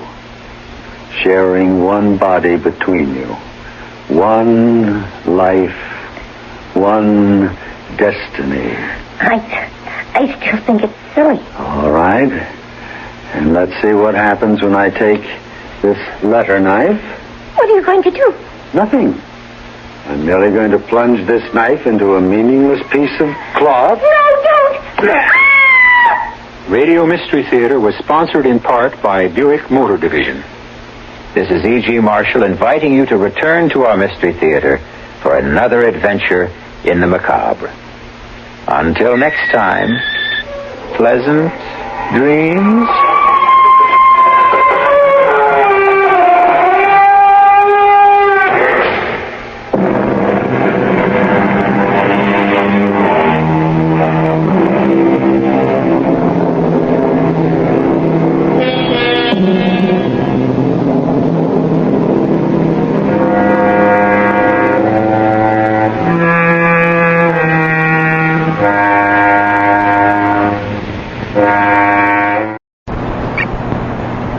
CBS Radio Mystery Theater presents...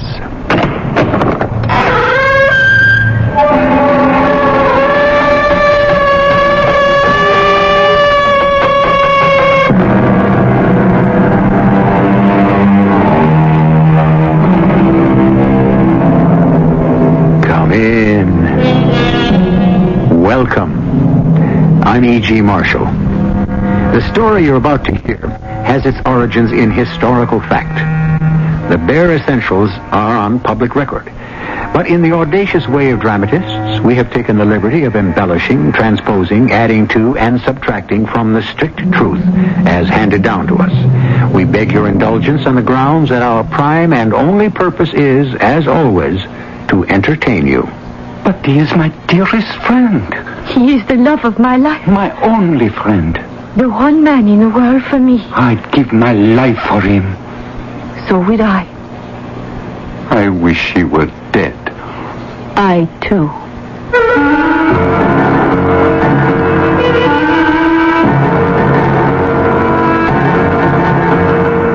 Our mystery drama, A Feast of Death, was written especially for the Mystery Theater by Elspeth Eric and stars Jada Rowland.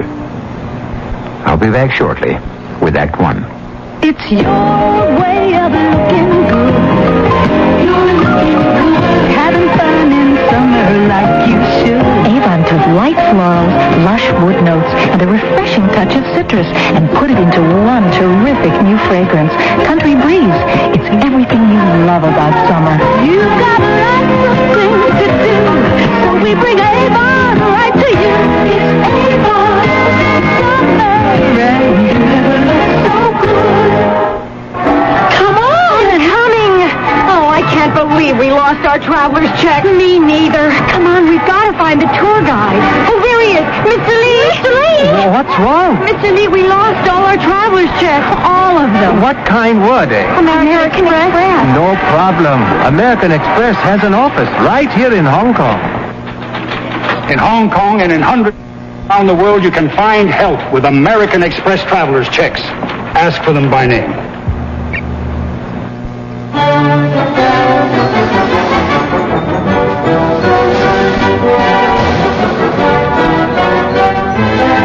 Don't miss a moment of all the exciting college and high school football action this fall because you're sitting too far from the field.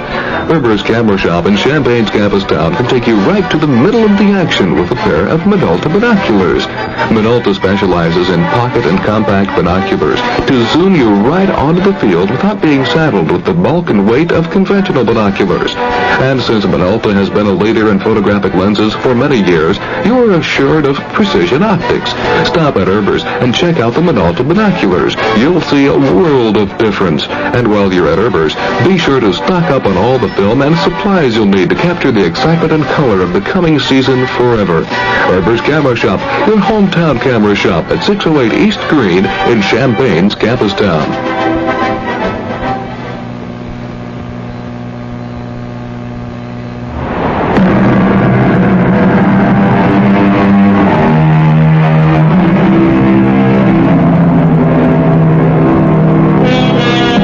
The date of our story is further back than most of us are likely to remember, at least with any clarity. It is 1917, and the First World War is in progress. The place where our story occurs is more familiar. It is Paris. The names of the people involved have been changed to protect the innocent and the guilty. Listen now to the story called A Feast of Death.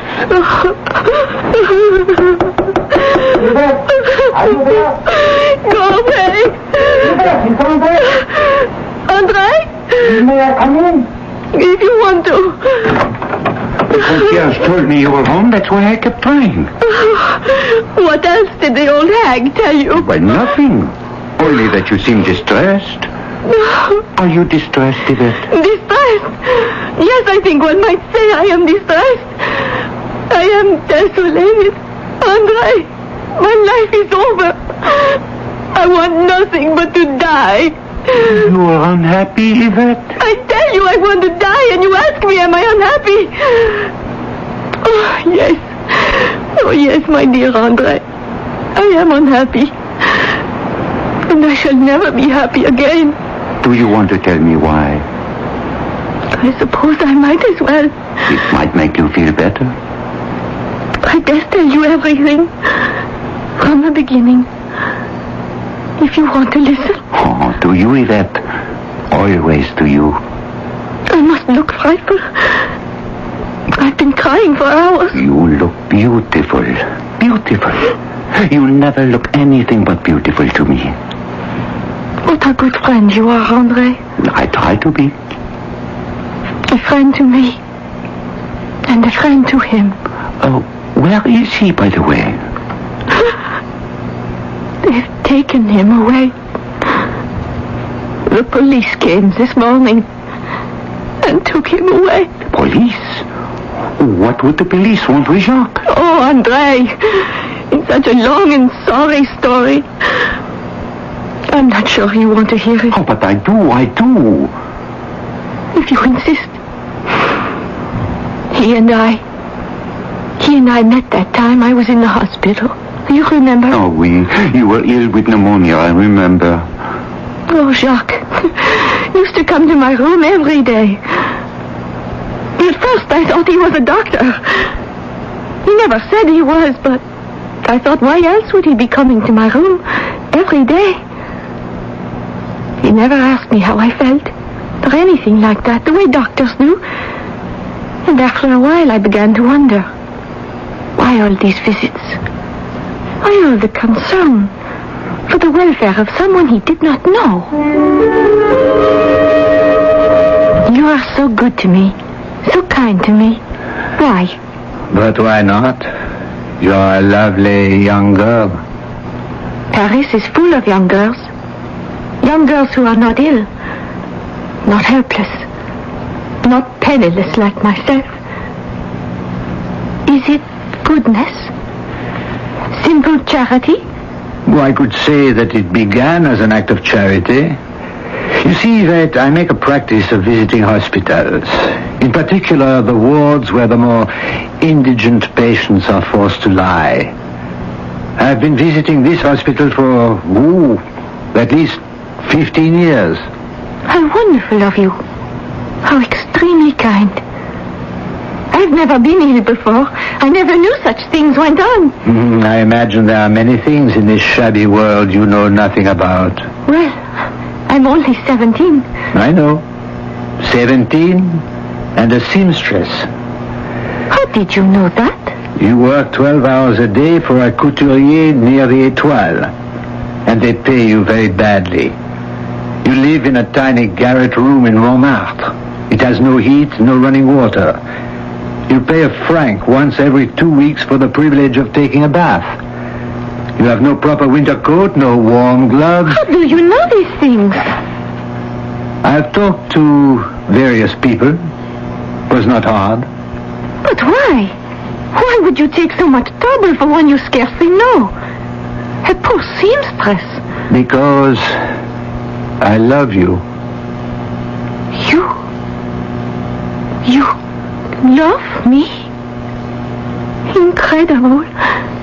Absolutely incredible. That you should love me. A splendid gentleman like you. I want to take you home with me, Yvette. Home? You want me? I have a large apartment in Auteuil.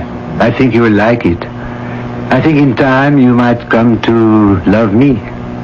Oh, yes, I'm older than you, of course, more than 20 years older.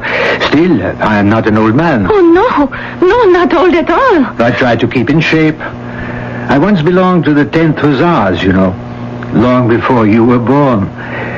I was only 22 at that time, but I've tried to keep in trim. Oh, you have? Oh, yes. Is it possible that you might learn to love me a little? But I do love you. You do? Oh, yes. Yes. Then, when the doctors say you may leave the hospital, you will come home with me? Is it settled? Settled? All settled. My dear. Why, I don't even know your name. Jacques. Call me Jacques. Jacques. It was so beautiful, André. It was every dream come true. I loved every inch of his beautiful body, which could not have changed much since he was with the 10th Hussars. And his lovely mustache, always perfectly trimmed and waxed. Oh, yes. Jacques always looked the perfect man about town. Oh, I envy him, I always have. I could never hope to present an appearance even remotely like that. Or afford an apartment like this. Oh, André, when he brought me back here to this place in a limousine, André, a limousine. Oh, my sweet Yvette. Before I could do or say anything, Jacques took my arm and led me inside. The foyer. Even before I laid eyes on this apartment, the foyer downstairs, I had only seen one to compare with it, and that had been when I delivered a dress to a duchess. All marble, and polished brass and beautiful plants. I know. Oh, I know. I was living in a dream, moving like a sleepwalker. Jacques led me to the lift with its beautiful iron grillwork, and I felt it rise, as though I were being carried to paradise. And when it stopped, and the door opened, he led me, still dreaming, to this apartment. Enter, mademoiselle. Well, you like it? You approve? Yvette, you think you can be happy here? With me? Oh, Jacques. Jacques. Now, no tears, my little one. How can I tell you? How can I thank you? Here, take my handkerchief. That you should do all this for me. Dry your eyes. I don't deserve such kindness, such luxury. You deserve much more, and you shall have it. Now, let me show you your new home. Through that window you can see the Eiffel Tower. Oh, it's too much. All the furniture is Louis XVI, all genuine. If you should want to change anything... Oh, no, it's all too perfect. Through there you can see the dining room, the butler's pantry is beyond, and of course the kitchen. Now, let me show you your bedroom. Oh, wait, what's that over the mantel? That? Oh, that's my old sword from the time I spent in the 10th Hussars. I keep it for sentimental reasons. Memento of my youth. Come, I want you to see the bedroom down the hall. Here we are. Oh, how lovely. You like it? It's all white. Everything is white. The walls, the rug, the beds, the chairs. French provincial. The curtains. Swiss embroidery. Tambour, I believe it's called. All done by hand, all this embroidery. Oh, look here. A pull thread. I'll fix that. No need to bother. Oh, but I want to. After all, I'm a seamstress. I want to do something. You're doing so much for me. I'll buy the finest thread. Later, much later, when you're settled in. Now I must show you the kitchen. It has a warming oven. Come and see. I can't believe what's happening to me. This way. Yvette. This way. Come. Is that another room at the end of the hall? Oh, yes. But you wouldn't be interested. Of course I'd be interested. May I see it? If you insist. It's my laboratory. Your laboratory? Well, I'm only an amateur toxicologist. There. Look if you like. Oh, my. It's scary, isn't it? Not at all. At least not if you know what you're doing. What are you doing, Jacques? All those test tubes and things, what are they for? Shall I tell you, my darling? Shall I tell you my profound secret? If you want to? If we are to live together, you should know. Then tell me. You must promise never to breathe a word to anyone. I promise. If I succeed, and I firmly believe I shall succeed, it will make me famous. As a scientist and as a patriot. Tell me, Jacques. Tell me. I am on the very brink, Yvette, of a great discovery. Poison gas. A new and deadly poison gas. One against which the filthy Boche have no defense. One which will end the war within a week, a day, an hour. And it was all lies, all of it, start to finish, all lies. He had no intention of inventing a poison gas. He was no scientist, he was no patriot. He was a greedy, selfish, egotistical maniac. He did not love his country. He did not love his friends, not even you, André, though you may have thought he did. Well, he often told me so. Lies. He loved no one but his own vicious, conniving self. He was incapable of truth. He lied to live. He lived to lie. Oh, it's hard to believe. You'll believe it when I've told you the rest. Though there's one thing that could almost persuade me. Wait till I tell is you. that Jacques was with the 10 Hussars. That's true enough. But he was no hero. To speak candidly, he was discharged from the 10 Hussars. Dishonorably discharged. Among other things, for cowardice.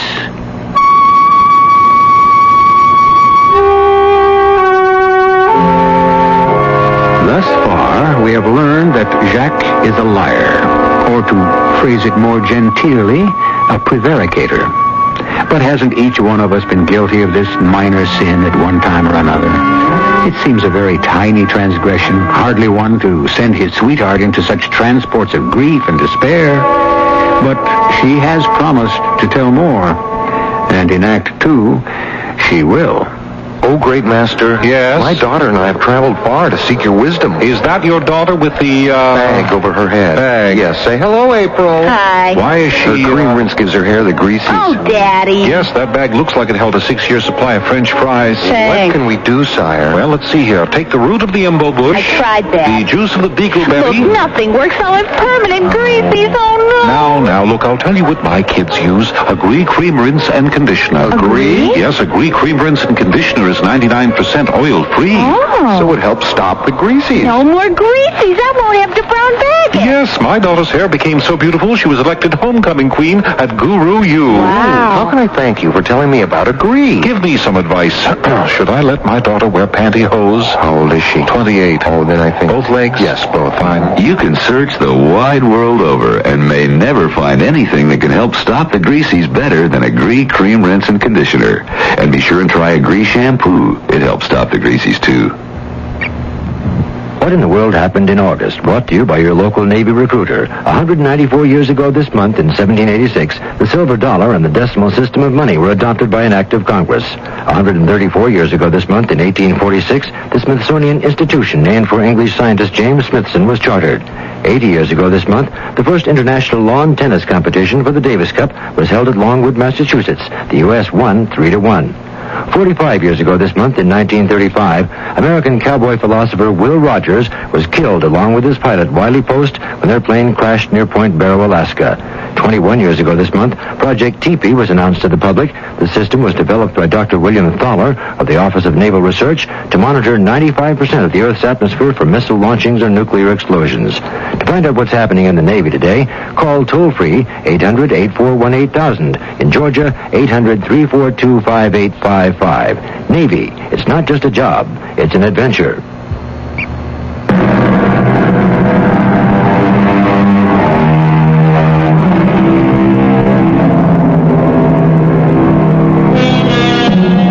We know by now that the mysterious boulevardier who has seduced our lovely young heroine did not always tell the truth. We know that he has been hauled off by the police. We know that his close friend of many years is attempting, however clumsily, to comfort the bereft girl. What we do not know is the entire reason for his solicitude and her agonized grief. Lies, lies, nothing but lies. You have not heard the worst. His schemes, his intrigue, his deviltry. You have not heard about Danielle. You know about Danielle? Know about her. She was my friend. My good, close friend. The older woman I could confide in, get advice from. Almost like a mother to me. You know that Danielle was once Jacques' mistress? That was difficult at first. I had great pangs of jealousy. But, after all, Jacques was 42 when our liaison began. I was 17. How could I hope or expect that I might be the first woman in his life? No, that would be too much. Still, we were happy together for a year. And then... Yvette, my darling, there is something I must talk to you about. Yes, my love. You know, since I've started my little business with Monsieur Grandet... The bicycle shop? Yes. A toy, a plaything. I shall never get rich from it, but... But we already have enough money. Haven't we? Oh, enough. But the bicycle shop amuses me. I enjoy it. And Grandet does a good job. Oh, good enough, anyway. Could I meet him sometime? Meet Grandet? Oh, my dear child, the man is a great oaf, a boor. But if he's your partner... A business arrangement purely. No need to meet him socially. But there is someone I should like you to meet socially. Someone you should come to know. I think you and she will get along. And since the bicycle shop is taking up more and more of my time, she'll be company for you. I don't want you to become bored with your life. You might leave me and break my heart. Who is this woman, Jacques, that you have selected to be my friend? Her name is Danielle. She's older than you are, younger than I am. A woman of the world. Will she like me? She will adore you, even as I do. You'll see. I expect her any minute. Here? She's coming here? Where else would you meet? Oh, we never have guests of any kind. Oh, do I look all right? Is my dress all right? Should I... Ah, there she is. Yes, my dear, your dress is quite perfect, and you look like an angel. Jacques. Danielle, you look ravishing, my dear. Come in, come in. Danielle, this is my adorable Yvette. Yvette, this is my dear friend, Danielle. Cherie, you are every bit as pretty as Jacques said. He's told you about me? But of course, he talks of nothing but you. I didn't know. Now, you two are to become close friends. I've set my heart on it. I'm going to absent myself while you get acquainted. If you need me, I shall be in my laboratory. But I fancy I will not be needed. Does he still have that smelly old laboratory? You know about it? Oh, sweet child. I was once the mistress of this house. Of course. I wasn't thinking. Oh, have I upset you? My dear, it was years ago. He hasn't given me a thought except in the most casual way since we parted. Now he has this idea that you and I should meet and talk and come to know each other. Like each other. And be friends. I'd like that. I don't have a woman friend. I think I need one. Then you must let me fill that need. Oh, we will have great times together. We will shop for clothes, and we'll gossip and exchange recipes, and perhaps... Yes, perhaps. I think Jacques has other plans for us. Ambitious ones. If we find we are compatible. So, let us talk, shall we? You must begin. Tell me everything about you. I liked her. Oh, I liked her so much, André. Splendid woman, very sympathetic. She must have liked me, because she called me the very next day and asked me to lunch with her. André, no one had ever called me. No one had ever asked to see me, to lunch with me. No one had ever wanted my company. Oh, dear Yvette. That anyone should wish to spend time with me. To talk to me. Me alone without Jacques. Just me.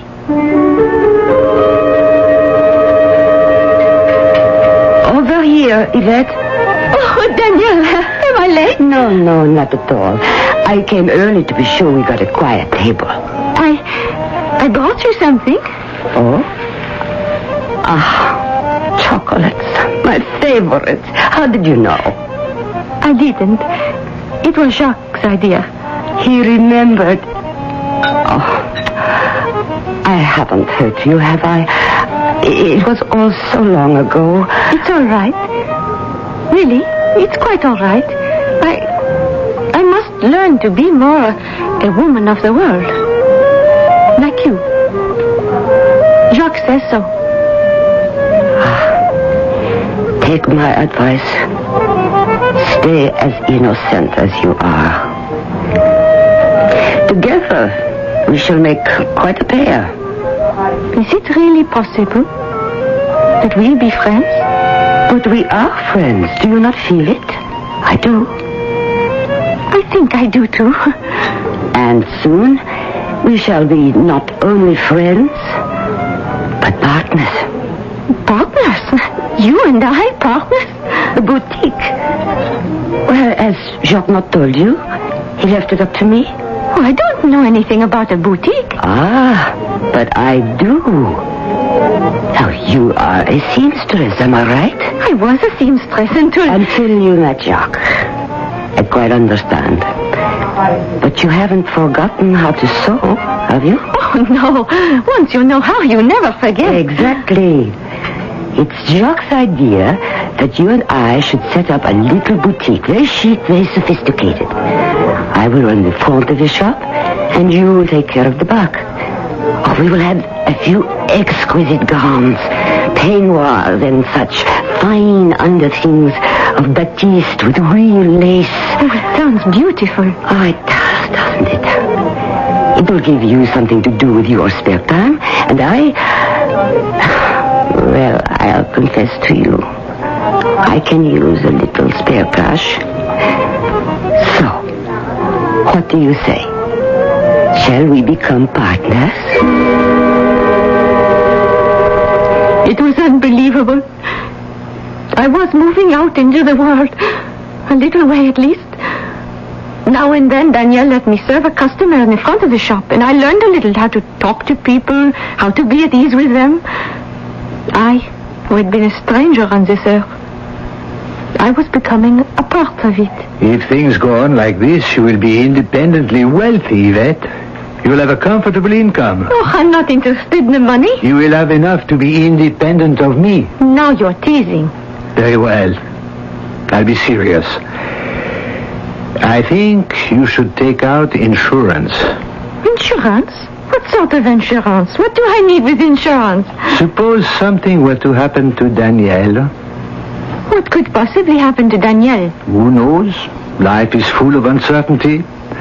Were Danielle to, say, become incapacitated, have an accident, suppose she were to die. Jacques, how can you think of such things? Oh, you're such a child, Yvette. You know so little of life. I'm learning. I'm trying to learn. The nasty little tricks life can play on us.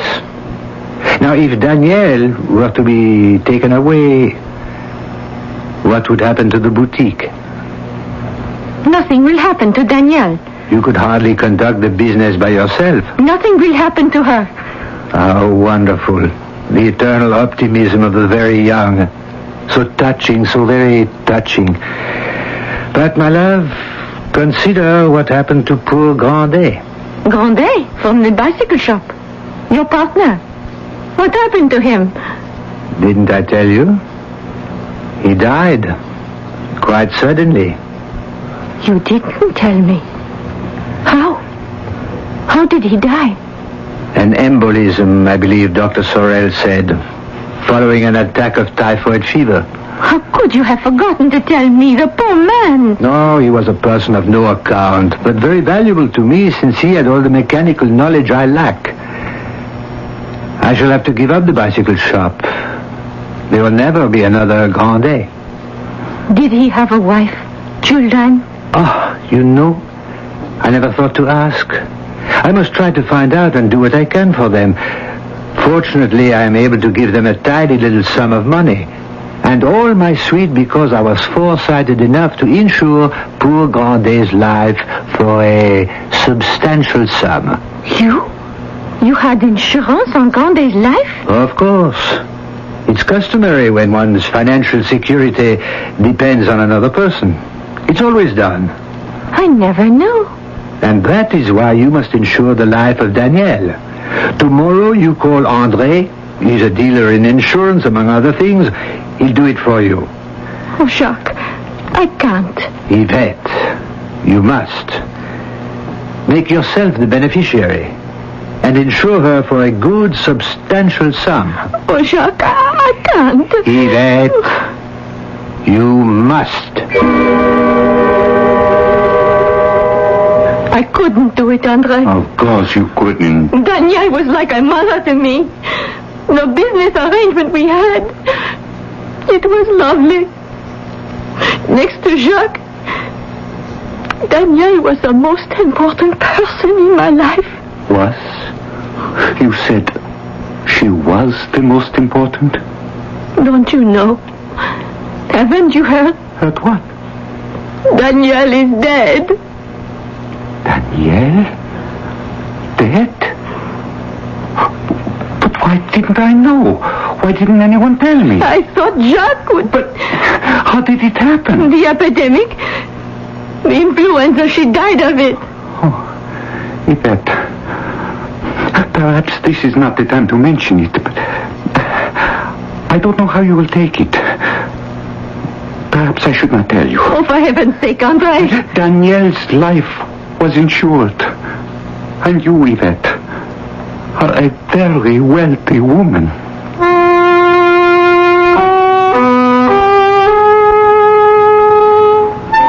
And so the mundane motif of insurance has worked its way into our simple story of love. Some form of insurance was known as early as 4000 B.C. to the merchants of Babylon. It was practiced by the Hindus 2,400 years later and by the Greeks 200 years after that. But these contracts were to insure property, not lives. Quite a different matter. I'll be back shortly with our final act. You can call Best Western any day or night. We'll get you a room that will be just right. Round the world, lodging for you when you want Best Western. Here's all you do. Call 1-800-528-1234. Best Western. 1-800-528-1234. Best Western. 1-800. Denture wearers agree. Snug cushions hold loose dentures so comfortably tight, I feel confident again. Soft adhesive Snug brand denture cushions ease sore gums from loose-fitting plates. No messy fixing like powders or pastes. Snug is easy to shape and fit. Won't wash off. Get temporary relief from loose-fitting dentures until you see a dentist with Snug. Now in the new 4-cushion economy package. Snug, another fine product from Mentholatum.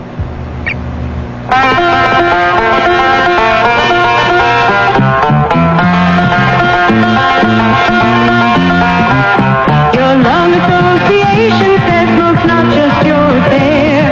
That smoke screen that you puff around pollutes non-smokers' air. It's bad for kids and older folks with lungs not up to par. It's damaging for you, of course, but your smoke travels far. Your lung association says please keep this thought in mind. It's double damage all around and doubly unkind.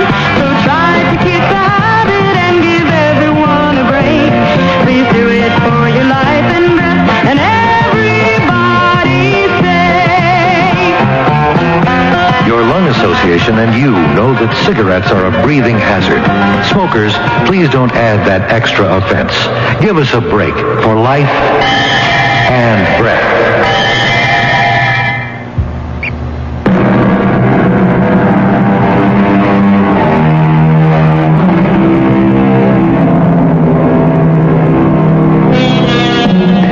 The practice of insuring lives is less than 300 years old. Companies sprang up like flowers in spring and faded with the first frost.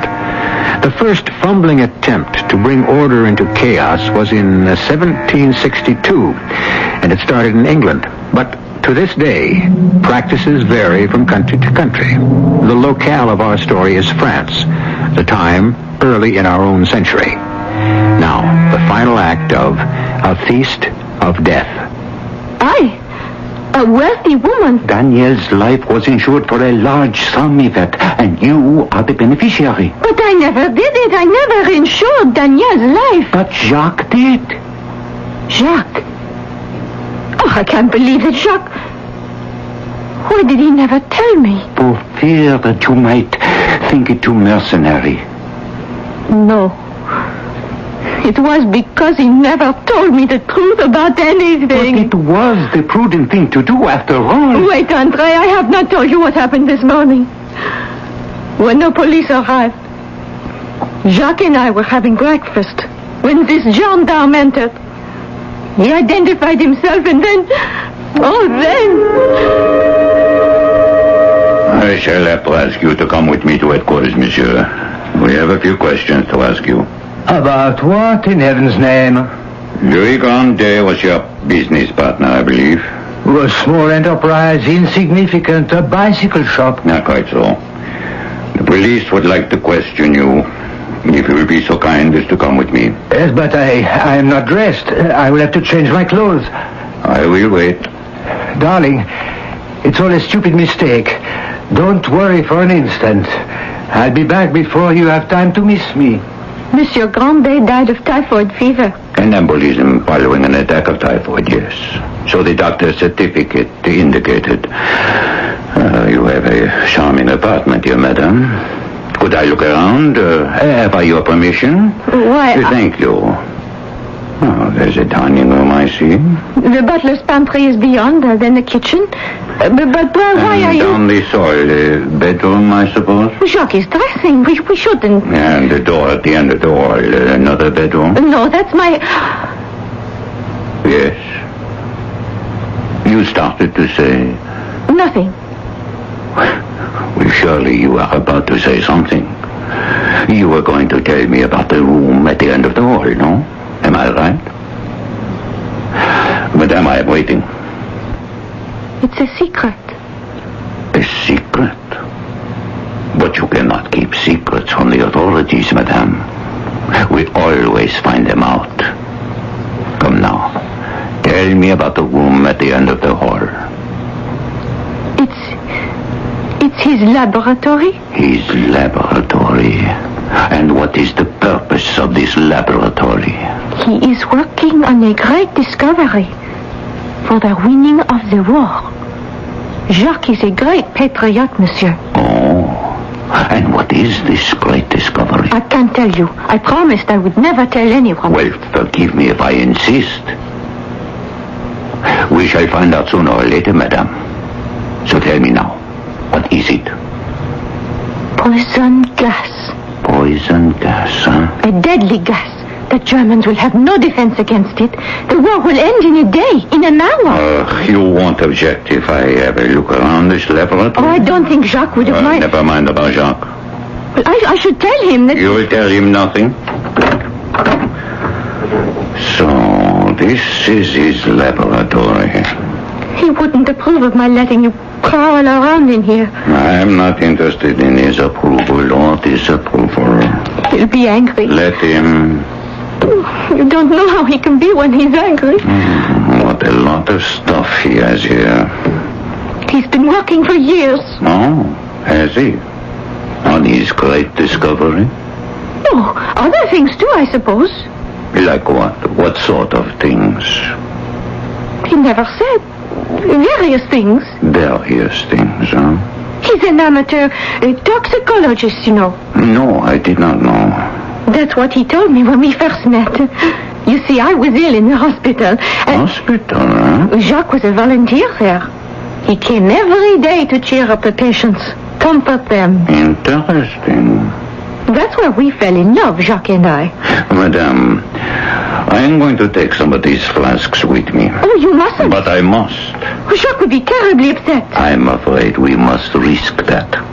But you could be ruining his entire experiment. I don't think so. His great discovery, the poison gas. It can't be. To end the war. Madame, listen to me. Now listen carefully. There is nothing in this laboratory that could conceivably end the war, or even shorten it. You don't know that? I assure you, what has been taking place in this laboratory has had nothing to do with that deadly gas to be used against the Boche. But he told me... He told you a lie, madame. He is not a man to be trusted. He wouldn't. But he did. Now, shall we go and see if he's finished dressing? Now you see, Andre, why I've been crying. If he had lied to me about the great discovery, he could have lied to me about anything. Everything. Even about loving me. Oh, my poor darling. What's that? Oh, someone's at the door. Jacques? Could it be Jacques? Possibly. Shall I go and see? Oh, would you, Andre? Oh, I need to fix my face and comb my hair. If it's Jacques. I'll go to the door while you make yourself beautiful for him. Oh, everything's all right. Jacques said he'd come back. He only wanted to ask him a few questions about Grandet. He told me he'd be back shortly, and now he is. Oh, and everything will be as it was before. How terrible of me to have doubted him. I'm so ashamed. Jacques would never do it. It's not Jacques. Not Jacques? It's the police. Not Jacques? Just a member of the police. Oh. Well, ask him to come in, please, Andre. Sir, Madame will receive you. Extremely sorry to disturb you again, Madame. Oh. You were here this morning? Yes, Madame. Where is... I thought he might be with you. He said he'd return. I was hoping. I'm afraid it will be some time before he returns, Madame. But why? A little lie, a little misunderstanding. I'm afraid the matter is a bit more serious than that. We've had our suspicions of him for quite some time, Madame. A period of years. He has been engaged in a number of enterprises. One 20 years ago with a man named Houton, who died suddenly of diphtheria. He had been heavily insured by his associate. Jacques? The same. We had nothing definite to go on until the death of Monsieur Grandet. Grandet died of typhoid fever, an embolism. He seemed on the way to recovery, the doctor tells us, when suddenly he died. His family asked for an autopsy, which our examiner performed, and he found a tiny injection in Grandet's thigh, which the doctor vehemently disclaimed. And further examination revealed enough typhus germs in the poor man's body to kill 10 people. Do you mean that Jacques administered the injection? We have the doctor's word that he visited Grandet at the hospital, just at the time when the poor man seemed to be recovering. You don't need to tell me. I know Jacques had insurance on Grandet. He told me so when he urged me to... Yes, madame, he urged you to what? To insure Daniel's life for a large sum. Last week, Daniel died of influenza. Madame, when I intruded so rudely on the laboratory and confiscated as many flasks as I could carry, among them we found cultures of the typhoid bacilli, cultures of the diphtheria germ. Now it seems we must continue the search to find cultures of the influenza virus. It is too awful and too hideous to believe. Are you able to come to headquarters to tell us what you know? Or would you rather wait till tomorrow, perhaps? Let her wait. She is in no condition. I quite understand. I'll leave and let your friend take care of you. Till tomorrow, then. Or the day after. Oh, Andre. Andre. My life is in ruins. Oh, you are so pale. I feel ill. Do you have pain? A little. But it will pass. Yvette, your legs, look at them. They are swollen. Oh, yes. Painful, too. Andre, what does it mean? Am I ill? Yvette, I must tell you something. Jacques insured your life. Jacques insured my life. How? Why? He told me it was against the loss of your love and affection, and I believed him. You think he's poisoned me? You are wealthy now, since Danielle's death. I am calling the doctor. Dr. Sorel, his number is right by the telephone. Don't worry, my dear. We'll soon know. Your number, please? 034848. One moment, please. I will try to reach your number. She's ringing the doctor. Don't worry, my love. How are you feeling now? Not well. Not well at all. Yvette, you know what has just occurred to me? Jacques may have taken out insurance on my life. Oh, no, Andre. Why not? It was his whole career. Living off the lives of others. Collecting on their deaths. Dr. Sorel here. Doctor, this is an emergency. A young woman is very ill. We have reason to think she's been poisoned. And a man, too. Myself. I am beginning to feel not at all well. Doctor, can you come at once?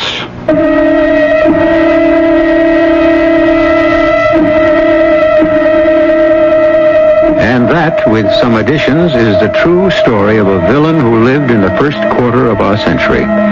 Inquiries resulted in his arrest on August 21st, 1918. His trial was set for May of 1921. Yes, there were delays in those times, too, even as now. I'll be back shortly to fill you in on what happened at his trial. I can't wait to meet your daughter, sir. Well, I'll call her. Evie! What? Come here, would you? This better be good. She's got a lot of spunk. Yes. What is it? Evie, I'd like you to meet a nice young man. Oh, no, my hair looks dirty. Daddy, how could you do this to me? I want to die.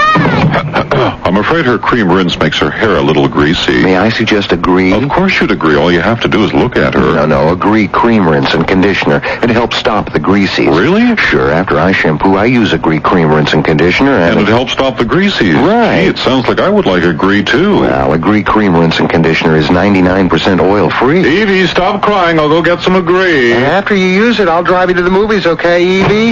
No. Why not? Because you got a creepy car. What? It's a brown station wagon. I hate station Some conditioners contain oils that can cause the greasies, but Agree Cream Rinse and Conditioner is 99% oil-free. And try Agree Shampoo. It helps stop the greasies, too. I'm glad you decided to come to the movie. Your hair looks great. Thank you. And I love your station wagon.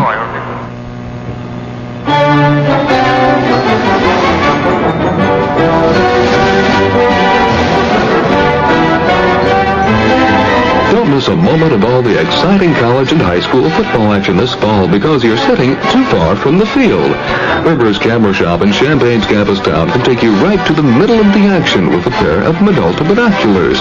Minolta specializes in pocket and compact binoculars to zoom you right onto the field without being saddled with the bulk and weight of conventional binoculars. And since Minolta has been a leader in photographic lenses for many years, you're assured of precision optics.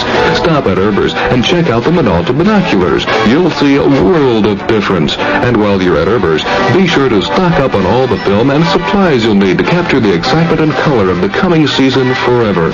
Rivers Camera Shop, your hometown camera shop at 608 East Green in Champaign's campus town. I'm Susan Anton. It's a good feeling to sleep the night away on a perfect sleeper by Pillowsoft is the ultimate in sleep. Unique extra thick cushioning for heavenly comfort on top. Ultra firm support inside. Perfect sleeper Pillowsoft. Firmness that feels good. Be a perfect sleeper. Buy a perfect sleeper. Perfect sleeper. Buy Jim Brown, Seaford, Delaware. Does Quaker State really help cars last? You bet I think Quaker State helps cars last. I have over 100,000 miles on my Beetle. I give it regular maintenance, And I got my whole family using it. And they said, Jim, tell me, what's the secret? How come you got so many miles on that Volkswagen? They said, what you do? I said, well, I use Quaker State. Quaker State helps cars last. Maybe that's why Quaker State is America's #1 selling motor oil. Well, I told my wife, when you go to the service station, don't let nobody put any oil in there but Quaker State. I said, if they don't have any, just wait and come on back home.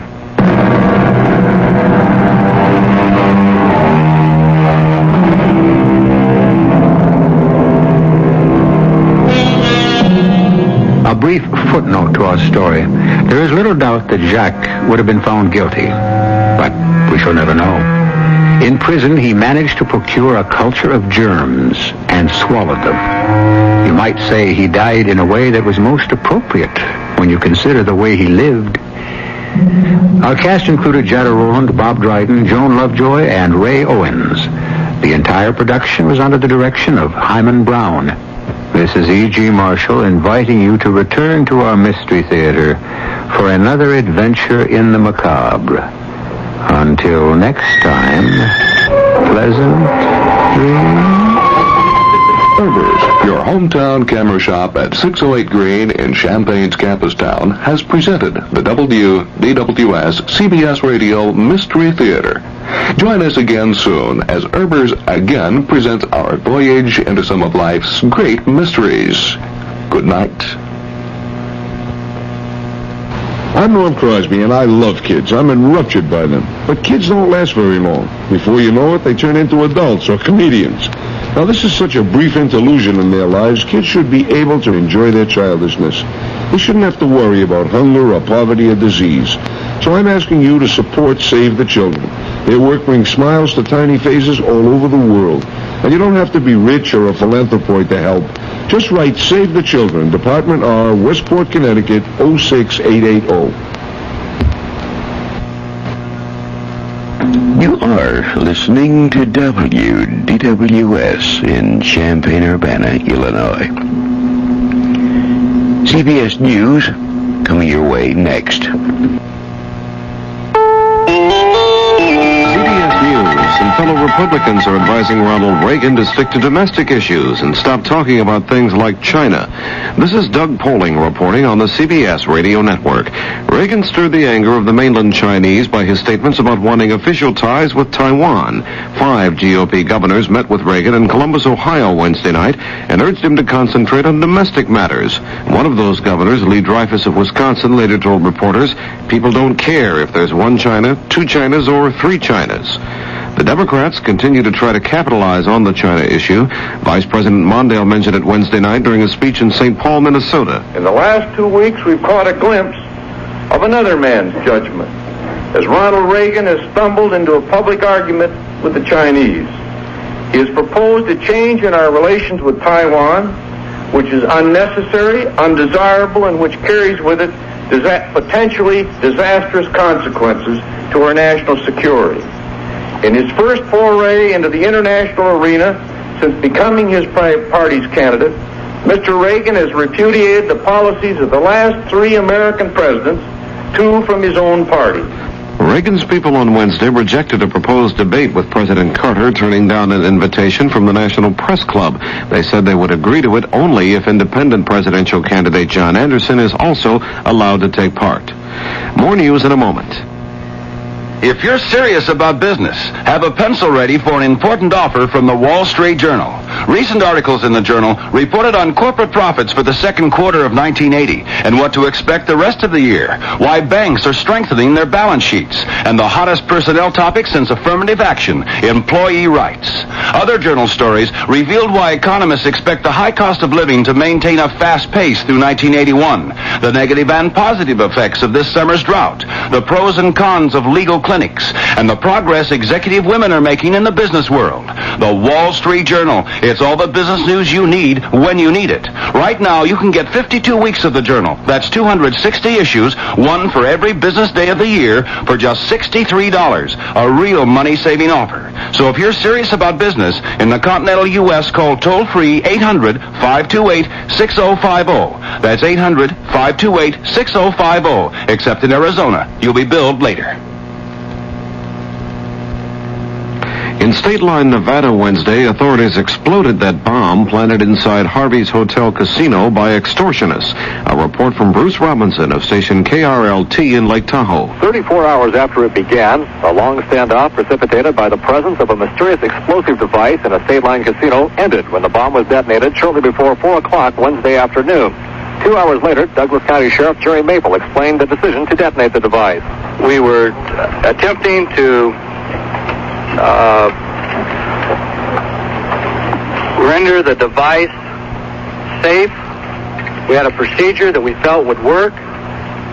There was some error factor in that procedure. We knew of the errors that could be made. The management and the owner of the property was involved in the final decision, and it was a decision made that we had to take a chance. We did, and the device went off. Maple described the damage caused by the blast as moderate. Virtually all the windows of the 12-story hotel tower were shattered, and the parking area surrounding Harvey's strewn with debris. But the building does not appear to have been structurally damaged by the explosion. Because of the extensive security precautions taken by local officials, the entire incident was ended without a single injury. Bruce Robinson for CBS News, Lake Tahoe. Well-known humorist and writer Sam Levinson died in New York City Wednesday night. He was 68. Levinson suffered a cardiac arrest and died 3 hours after being hospitalized. He wrote several books, but probably will be best remembered for his own TV show on CBS in the early 1950s. A leader of the strikers in Poland says a preliminary agreement has been reached with the government to end the walkouts. A government negotiator says everything is settled except the workers' demands for free trade unions. Now this. Say, how'd you like some free gasoline when you fill up? I'd like it a lot. Then change to Quaker State Sterling Motor Oil. Are you telling me an oil change will get me better gas mileage? You betcha. Quaker State Sterling's a different kind of oil blended to lubricate better than regular oils, with less friction so your engine works less hard. And uses less gasoline. So change to Quaker State Sterling. It's like getting free gas with every tank full. Change to Quaker State. Quaker State helps cars last. I can't believe we lost our traveler's check. Me neither. Come on, we've got to find the tour guide. Oh, there he is. Mr. Lee. Mr. Lee. Well, what's wrong? Mr. Lee, we lost all our traveler's checks. All of them. What kind were...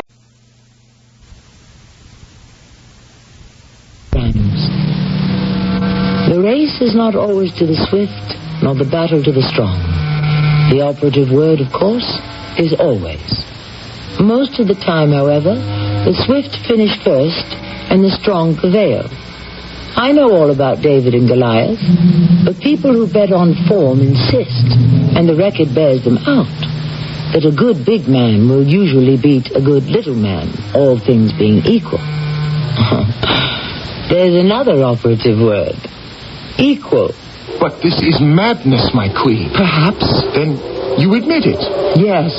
I cannot understand. I tell you, we cannot meet the Roman army in the open field. We are asking for certain defeat. I believe that victory or defeat must follow the will or even the caprice of the immortal God. I cannot accept that. That is because you are not a barbarian.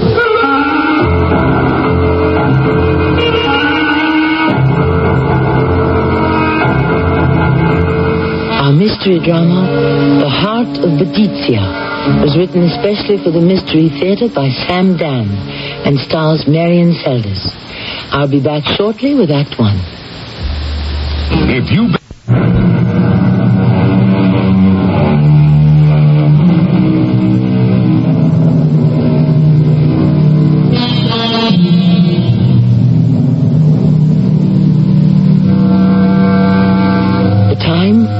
Almost 2,000 years ago. The place? A clearing in a dense, almost primeval forest near what is now the city of Colchester in England. This is a holy place amidst a grove of sacred oaks.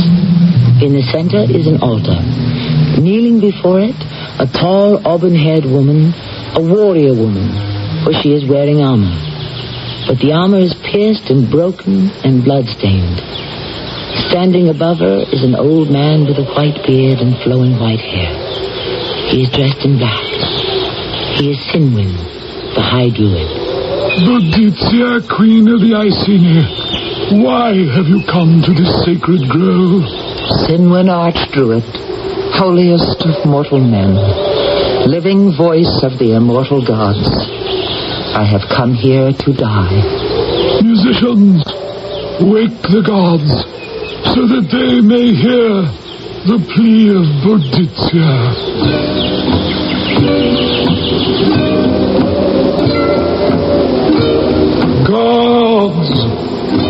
Gods of all the rivers and the mountains, I speak here now for Boudicca. Listen then to the story of Boudicca. Let it be told so that you may bestow upon it your blessing or your curse, that you may pardon or condemn. Listen, O gods. Speak quickly, white-haired old windbag, for you are nobody and you speak to no one. Oh, Sinwin, you are a lie, and your gods are lies, and it is you who have brought me here to the silver cup of poison, and our great Celtic people to their death and destruction. Smell the fires, Sinwin, and hear the screams of our immolated sons and our violated daughters. What has brought me here, to the sacred grove, to the holiest of oak trees? In but a few moments I shall drain the poison from the silver cup, and Boudicca be no more. When did it begin? It began, I know now, as he lay dying, my husband, Prosetox, king of the Icy. And with the will he made on his deathbed. Boudicca. Yes, my lord. I have caused the will to be written. The will, my lord? Yes, my queen. But, my lord, what need is there of a will? On the death of an Iceni king, his widow ascends the throne. The Romans show no disposition to honor British customs. Therefore, I have been advised to leave half of my estate to the Emperor Nero. Roman Emperor Nero? Why? My love, you must realize half a kingdom is better than none. This way, he will accept the legality, and you and our daughters will have something. But if Nero wants this kingdom, he'll take it at any event. There will be bloodshed, but in the end, he will take it. No. The Romans love the byplay of legality. And we already have the imperial assurance from Nero himself that he will be satisfied with the arrangement. From whom do we have this assurance? From the arch-druid. Is it so, Sinwin? Yes, it is so. How? We have been told. We have the imperial assurance. Where is it? Where? May I see it? Where is the parchment? We have the Emperor's word. Do we have it in writing? One does not insult the Emperor of Rome by demanding a signature to his promise. My queen, I feel that the Emperor Nero will keep his promise. But, my lord... My queen, it is blasphemy to dispute with the dying. Kneel, all here in this room. Kneel, as this favored one of the immortal gods waits for the passage across the river of darkness. Kneel.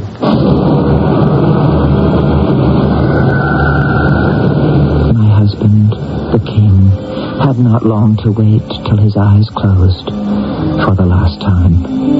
And I had not long to wait for the arrival of Cato, the Roman procurator of Britain. A big, bulky, fleshy man, He rode into the royal palace with a cohort of cavalry clattering behind him. Halt! Halt! Welcome, Cato Decinius. Welcome? Who is this woman? I am the widow of King Prosutogus. I am the queen of the Iceni. Queen? Where Rome rules, there is only one queen. Octavia, consort to the Emperor Nero, in whose name I take possession of this palace and of all the property therein. Where is your authority? My authority is this sword and the 500 spears of my men. We have the imperial assurance from the Emperor Nero that we are to share the kingdom equally. Where is your document? A document? To prove the existence of this assurance. But my husband, King Prosutogus, he wrote a will. Rome does not recognize the pretensions of upstart barbarian tribal chieftains. Leave this place, woman. Woman? I'm Queen Boadicea. Remove her from our presence. Don't you dare touch me. I'm a queen. You're nothing but petty, thieving scoundrel. Shut her mouth. And now leave. Leave while you are still free to do so. I protest is illegal. Again, Paulinus. No, you cannot silence me. Tie her to the post. Give her the whip. Oh, and who are these? Your daughters? No! Let them spend the night in the tents of the centurions. No!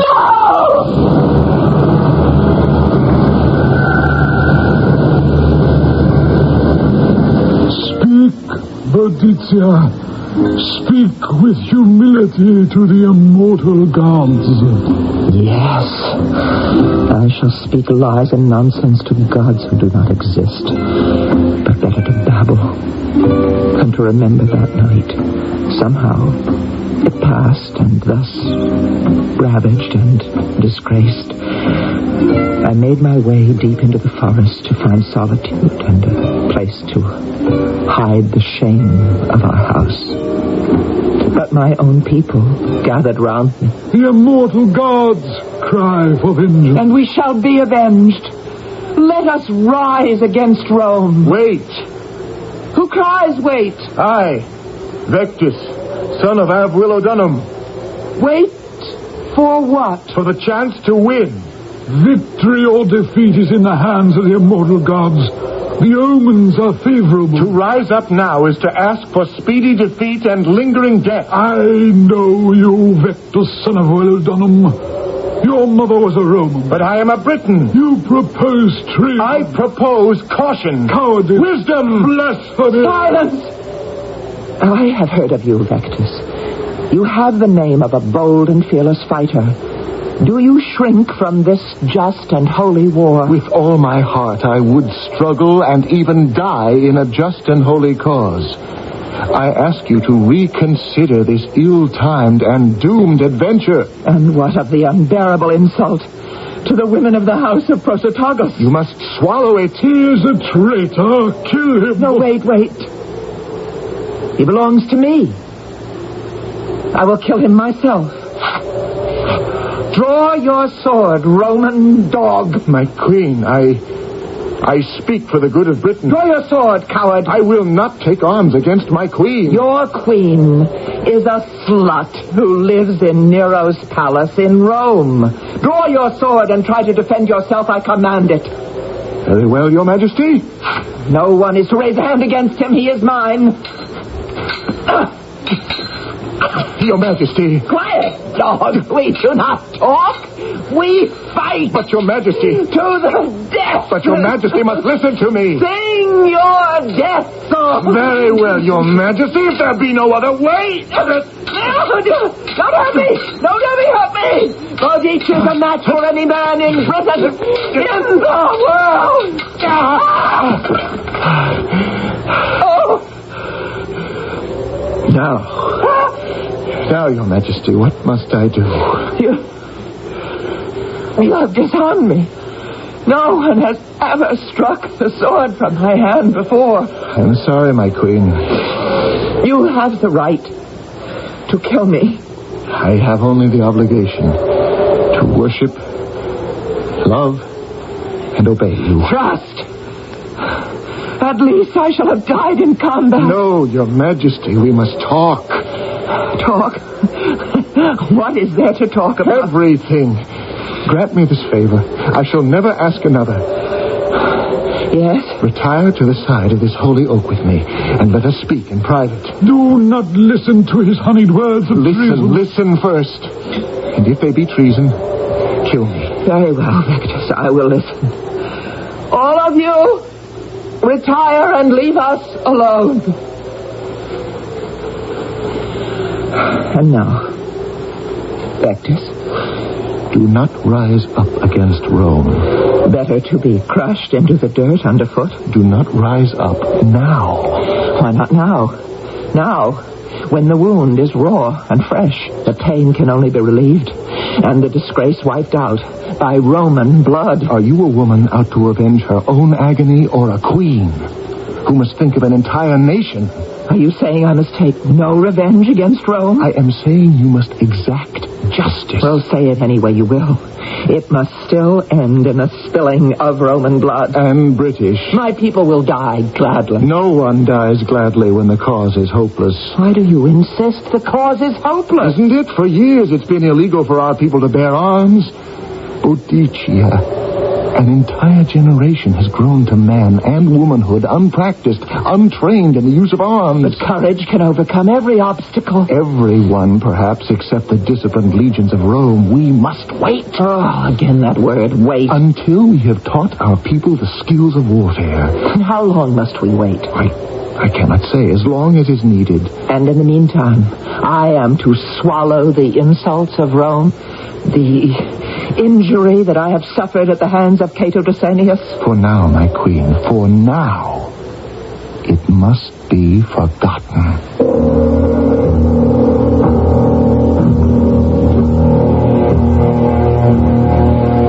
As you can tell by now, this is going to be a war story. And it might be interesting to note that in these days, while we in this country are debating the combat role of women in the armed forces, almost 1/3 of the Celtic Britons were warrior women who fought with swords and spears side by side with the men. I shall return shortly with Act 2. Before weeds and pests threaten to ruin your garden, trees, or foliage, True Value Hardware Stores suggests you take preventive measures. Hi, Pat Summerall to say you can start by arming yourself with Ortho lawn and garden products like 7 Garden Dust, now just $2.99 for a 1-pound canister. Ortho 7 prevents insects like tomato hornworms, strawberry weevils, and squash bugs from damaging your crops. And you'll find other Ortho products.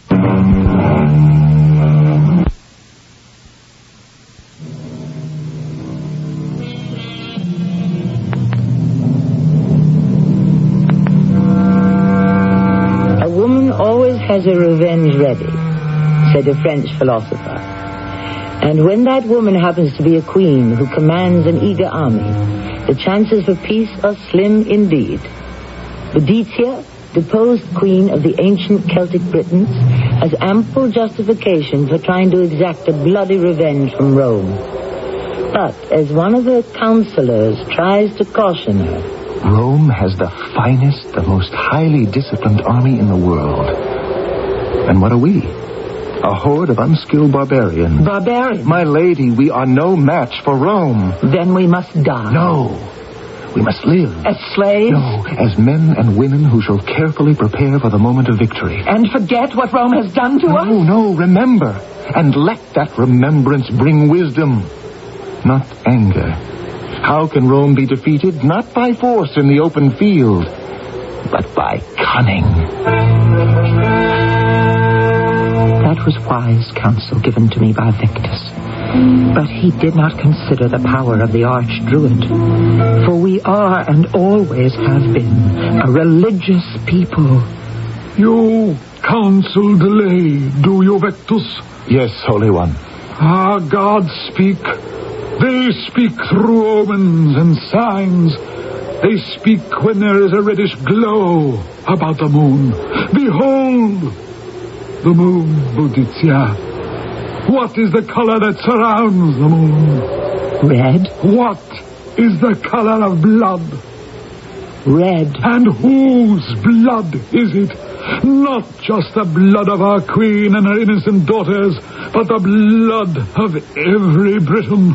Yes, the blood of the gods themselves. Here we are, in our thousands, a mighty host. Let us be terrible in our vengeance. Cato, the Roman despoiler, is even now polluting the palace of our queen. He is guarded by only a few hundred. Let us take revenge!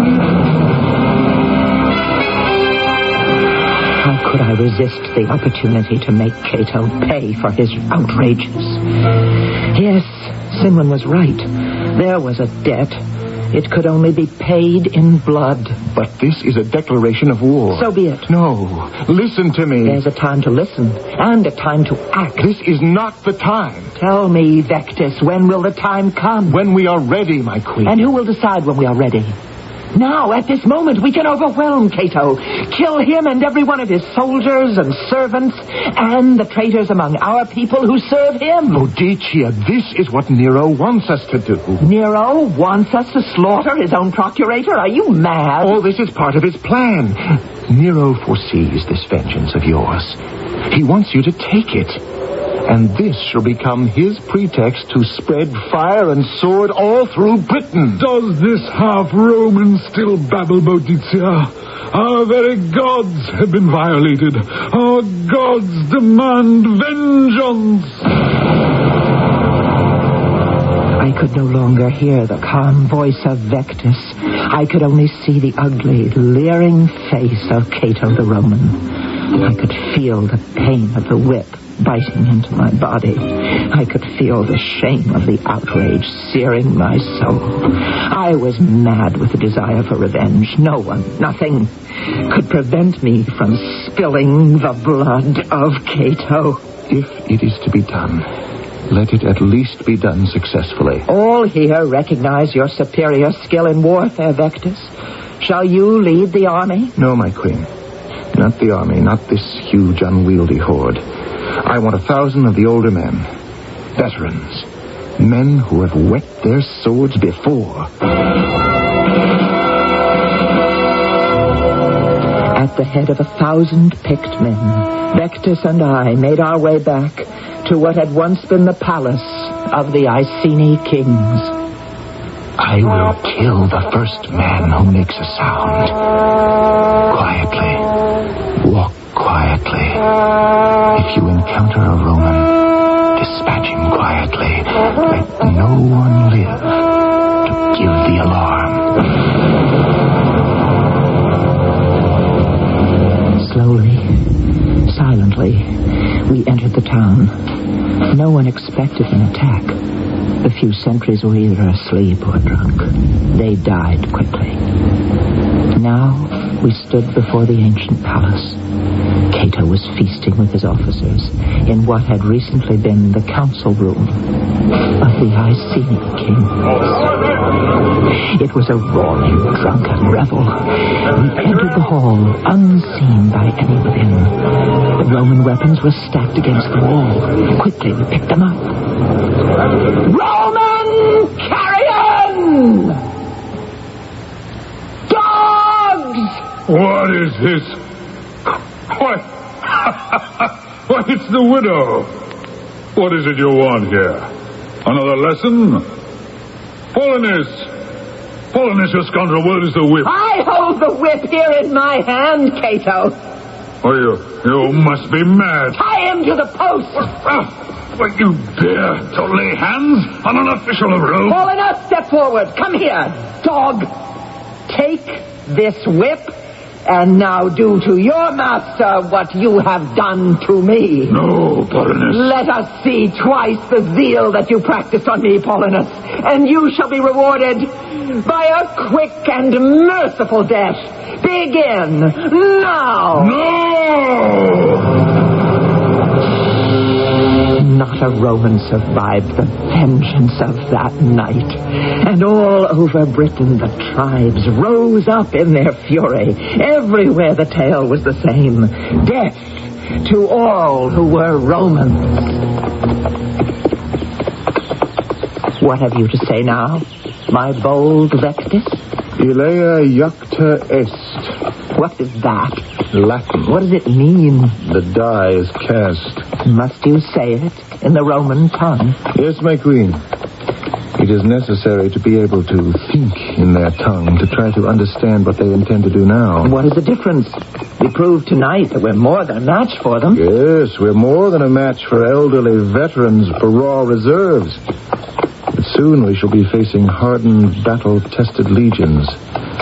And that will tell another story. We shall sweep them into the sea. My queen, we must avoid an open fight. How can we win unless we smash them in the field? We cannot smash them. No? We must bleed them. Look at me. Look at yourself. We both wear Roman breastplates, stripped from some poor dead devils. We both carry Roman javelins. See how much better and stronger they are than our own?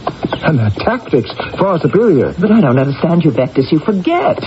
Our history is the will of our gods. Yes. But the Romans also have their gods. Ours shall prevail. Only if we fight on ground where our gods are strongest. And where is this ground? Here. Here in the forest. The Romans cannot fight in the dense, closely packed woods. They need the open plains to maneuver, to take advantage of their weapons and tactics. But what can we do in the forest? Stay here and wait for the Romans to come in after us, as they must. We shall bleed them. A man here, a man there, and soon their armies shall have melted away. But who has the patience for this merchant's warfare? We must develop it. Let us pause here, Boadicea. Why? To talk to the gods. Only Sinwin the Archdruid may speak with the gods. Sinwin is an old fraud. Blasphemy! Is it? You must know that Sinwin is only interested in saving his own skin. Here, let us dismount. But why? I've already told you. So that we may hear the voices of the gods. Come. Walk with me. Do you feel the presence of the gods? Yes. Yes. I had no idea that this was a holy place. Every forest is a holy place for the immortal gods. Ask them, Boadicea. Ask them what they would say to you. Ask. Gods? Immortal gods? Do you speak through me? Do you speak through me? Listen, Boadicea. Listen, and the words shall issue forth from your own lips. Boadicea, favored of women, let us help you. Let your gods help you. Let us help you here in our sacred forest where we rule supreme. Let us help you. Wait here. Wait here for the Roman host. Wait here and prevail.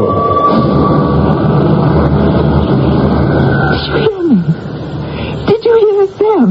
Yes. This is a place of wonder, Vector. Have such wonders as mankind has never seen. For a moment I'd forgotten that I was a woman. I've never forgotten that you are a woman. What are you saying? I have said too much. No, perhaps you've not said enough. I have always loved you. I know. You know? It is obvious in the way you look at me. The way you speak to me. Then you must forgive my presumption. Love cannot be presumptuous, especially when it is returned. You love me then, my queen? Yes, Vector. I've always loved you.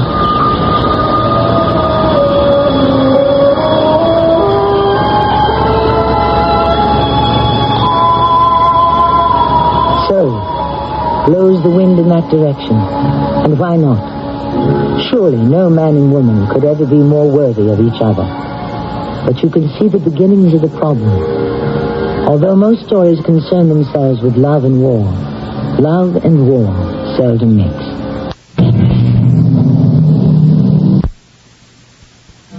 Our final hour is marked, said Napoleon, and no one can claim a moment beyond his foreordained time.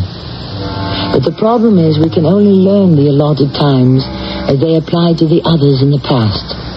When it comes to ourselves, there is only one way to find out, isn't there? And of course, at that moment, the knowledge is no longer of any use to us. I love you, Vectis. I loved you when you first came to our court to lead my husband's armies.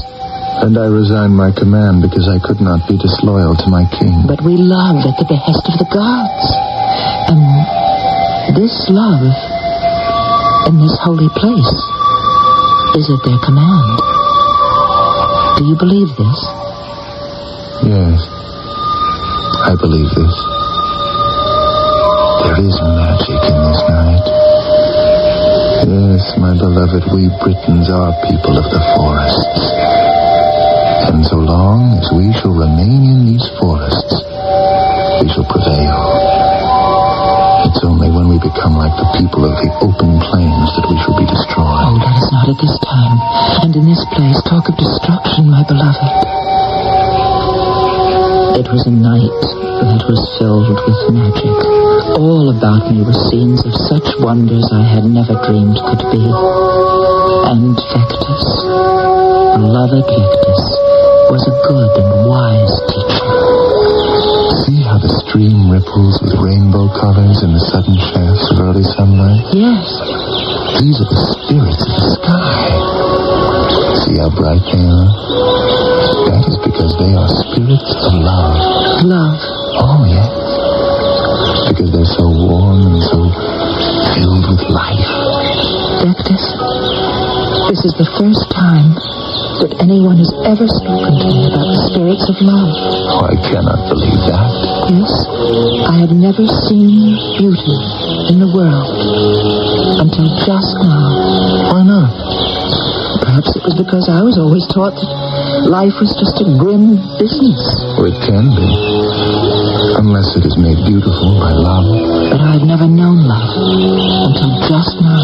But surely you loved your husband? He was an old man. The match was arranged. I spent my years learning to be a queen. You have become a great queen. But I've never been able to be a woman. Woman in love. Oh, how I envied the humblest of my women slaves who had a man to turn to when his work was finished. Vectis, see how the water sparkles in this lovely stream. Let us follow it, my dearest. Do we have the right? The right? Well, the entire countryside is in flames. There's the war. Have we the right to move away from it as if it didn't exist? Merely for the sake of our own pleasure? There will be enough of war and hatred and killing. Enough ugliness and misery soon, my dearest. Let us steal a moment or two while we may. Who knows how long we both shall live? I'm frightened. The tone in your voice. What of it? Sends a chill through me. Oh, my darling, I meant nothing by it. Yes, you did. Are you saying that we are destined to lose? I have said nothing. Our fates have not yet been cast. We can win. Oh, to hear you say that. There is only one course we can follow. It will take superhuman self-discipline. Are we capable of it? But let us not think of that now, no.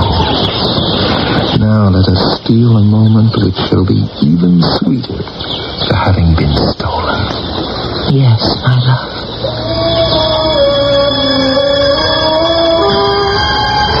And so the hours and the days passed. No, not many of them actually. All too few. It was impossible to get away from the war. It kept intruding itself no matter where we tried to turn. Your Majesty. Yes, Holy One? Your place is with the army in the field. The army has no business being in the field. Does Vectus determine the strategy of our forces now, Your Majesty? Vectus speaks for me, Sinwin. And while the two of you dally in adulterous union, the opportunities to destroy Rome are slipping from our grasp. I warn you, Sinwin. Your priestly robe does not give you license to insult the Queen or myself. You dare to raise a hand to the Archdruid of Britain? I will cut off the head of the Archdruid if he does not learn to control his tongue. The gods will punish this blasphemy. Silence! I could not silence the murmuring of my people. A council was convened of all the chiefs and elders. The almost universal sentiment was to meet the Romans in open combat. And then Vectus spoke. Hear me. He is a Roman spy. He has my leave to speak. Hear me. A Roman army has landed in Britain. The 21st, the 11th, and the 9th legions. They are less than 30,000. We outnumber them 5 to 1. Remember, these are professional soldiers of Rome. The battle-hardened veterans. It is men like these who, under the Emperor Claudius, defeated our grandparents and took this island. That was 100 years ago. True! But what have we learned in 100 years, Sinwin? Answer me that! Are we better warriors than our grandfathers? Braver? More skillful? Shall we repeat their mistakes? Shall we throw ourselves against the spears of the legions just as they did? People, all he has to offer is the counsel of despair. Listen to what I have to offer, because it is our only chance for victory. We are not Rome's only conquered and martyred province. Half the world groans under her cruel yoke. The Teutonic tribes in Germany, our own Celtic brothers and sisters in Gaul, the Iberians in Spain, the Scythians, the Greeks, the Egyptians, the Persians. Who are all these people? How do we even know they exist? These are fellow sufferers.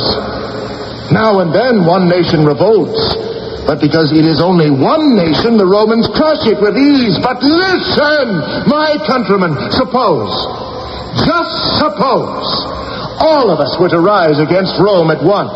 Suppose she had 10 revolts to put down instead of only one. What then? This is a dream. Of course! Freedom always begins as a dream. But men and women of faith can make it come true. His oratory touched the hearts and minds of his listeners. And suddenly there it was, the worldwide revolt against Rome. True, most of our people had never heard of these distant places, but everyone's imagination was fired by the possibilities, the exciting, thrilling possibilities. I sent envoys to Spain and to Gaul, to Germany, to wherever Rome ruled. But soon it became apparent we would have problems. Yes, my queen? We've heard from none of our ambassadors. These things take time. Time, Vectus. How much time? I cannot say. Revolts are not organized in hours. It may take months, perhaps years. But we cannot wait for years or even months. But we must. Queen, surely you recognize the importance of a long-range plan against Rome. Yes, I do. Because, my beloved, you have civilized me a little. But the people are restless and thirsty for revenge. I must lead them into combat against Rome, or else I shall lose them. They shall cast me aside and follow another leader. Very well. If we must fight now, let us fight now. But let us fight carefully. Let us snap at their heels, capture their supply wagons, kill off their stragglers. It was wise counsel, and for a while it kept the army occupied and content. But unfortunately it did not flatter the manhood of most of my soldiers. They were becoming restless. They were tired of striking a blow and running away. They demanded a fight to the finish. Yes, a fight to the finish, but it is certain to be our finish. The Roman army is drawn up outside of Canulodunum. They are waiting for us to meet them. And why should we do that? So that we can conquer and put an end to this war. This is an old argument, Sinwin. Listen to me! Vector spoke, and they listened. But they were restless. They wanted action and blood. I realized that Vectus would never understand the barbarian side of his heredity. He was too civilized. Then, finally, we heard a trumpet call. The Romans! They send us a herald! I have a message from the commander of the Imperial Roman Army in Britain. Speak. No, it is our mission and purpose to bring matters to a conclusion. But this can only be done in combat. We are drawn up in battle array to await your coming, but we fear you are too cowardly to meet us in the field. Instead, you prefer to skulk like thieves and assassins. Is that the entire message? That is the entire message. Take back this answer. If your commander has the courage to place himself at the head of his troops, as I do in front of mine, we shall see who the cowards are. Speak these words to the Roman butcher in my name. He did it deliberately, to provoke you. And he succeeded. But surely common sense... We Britons are bereft of common sense, which is why we are barbarians. Listen no longer to the counsels of confusion. Victory is ordained by the gods. In their name we fight. In their cause we conquer. I actually believed him. I believed that the gods would give us victory. We approached Camalodunum, and there was the Roman army drawn up in battle order.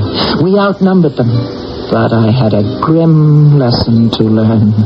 Superior numbers do not always mean superior strength. Boadicea, it is not too late. It is too late for your counsels now, Vectus. They will form their dreaded wedge. They will cut through us like a knife through butter. I can no longer listen, Vectus. Let us attack. You mean to make a frontal assault? Let all who want to end the oppression of Rome follow me.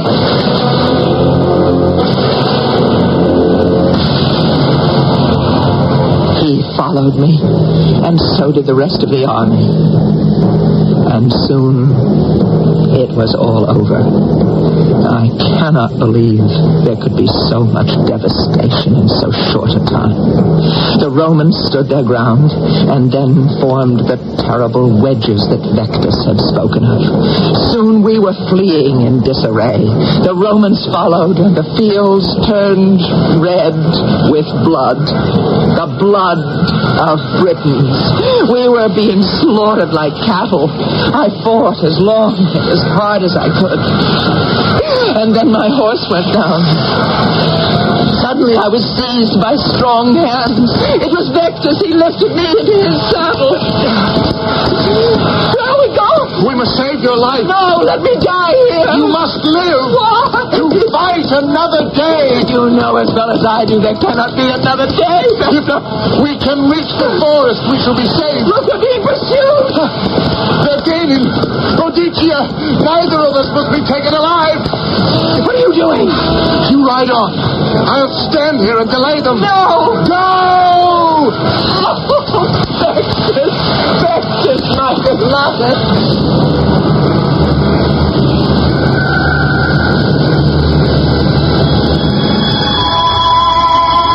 It was the last I saw of him.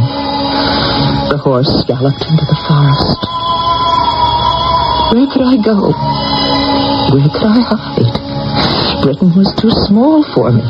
Sooner or later, they must find me. I remembered Vectus' last words. Neither of us must be taken alive. Did they take him alive, I wondered. They must not take me. And so I made my way to the sacred grove, where I found Simeon. And for the first time I saw him for what he really was. An old fraud. Remarkable. Vectis had known it all along. But I am a barbarian. And the barbarians are no match for Rome. So I will raise the cup. The silver cup of poison to my lips and drain it.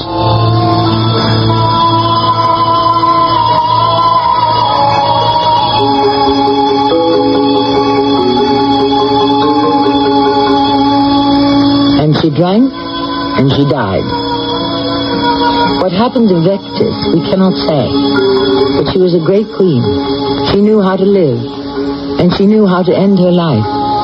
But she was wrong about one thing. She said that the barbarians were no match for Rome. The fact is, some 400 years later, it was the barbarians who finally brought down the Roman Empire. What had been impossible in the year 62 AD was accomplished with relative ease in the 5th century. It's all a matter of timing, isn't it? So much depends not so much on what we do, but when we do it. I shall return shortly. It is true the ancient Celtic peoples were cruel and violent, but there was no malice in their behavior. They simply didn't know better. How can we account for the cruelty and violence of the so-called civilized Romans? The answer, and it holds good to this day, is that people who should know better should be judged more strictly. Our cast included Marion Seldes, Russell Horton, and Lloyd Battista. The entire production was under the direction of Hyman Brown. And now a preview of our next tale. Yes, Monsieur Zenobi. What is it you wish to say? I wish I hadn't paid you in advance. We would have an encounter like this one practically every day. And then, suddenly, one afternoon, something happened. Eureka! Eureka, Mona Lisa! Are you speaking to me, Mr. Yes, Eureka! What does that mean? It means I have found it. You found what? The key. The secret of the smile. With a few strokes of the brush, I have discovered immortality. What does that mean? It means, my dear Mona Lisa, that we shall live forever. Radio Mystery Theater was sponsored in part by White Westinghouse Appliance Company. This is Tammy Grimes, inviting you to return to our Mystery Theater for another adventure in the macabre. Until next time, pleasant dreams.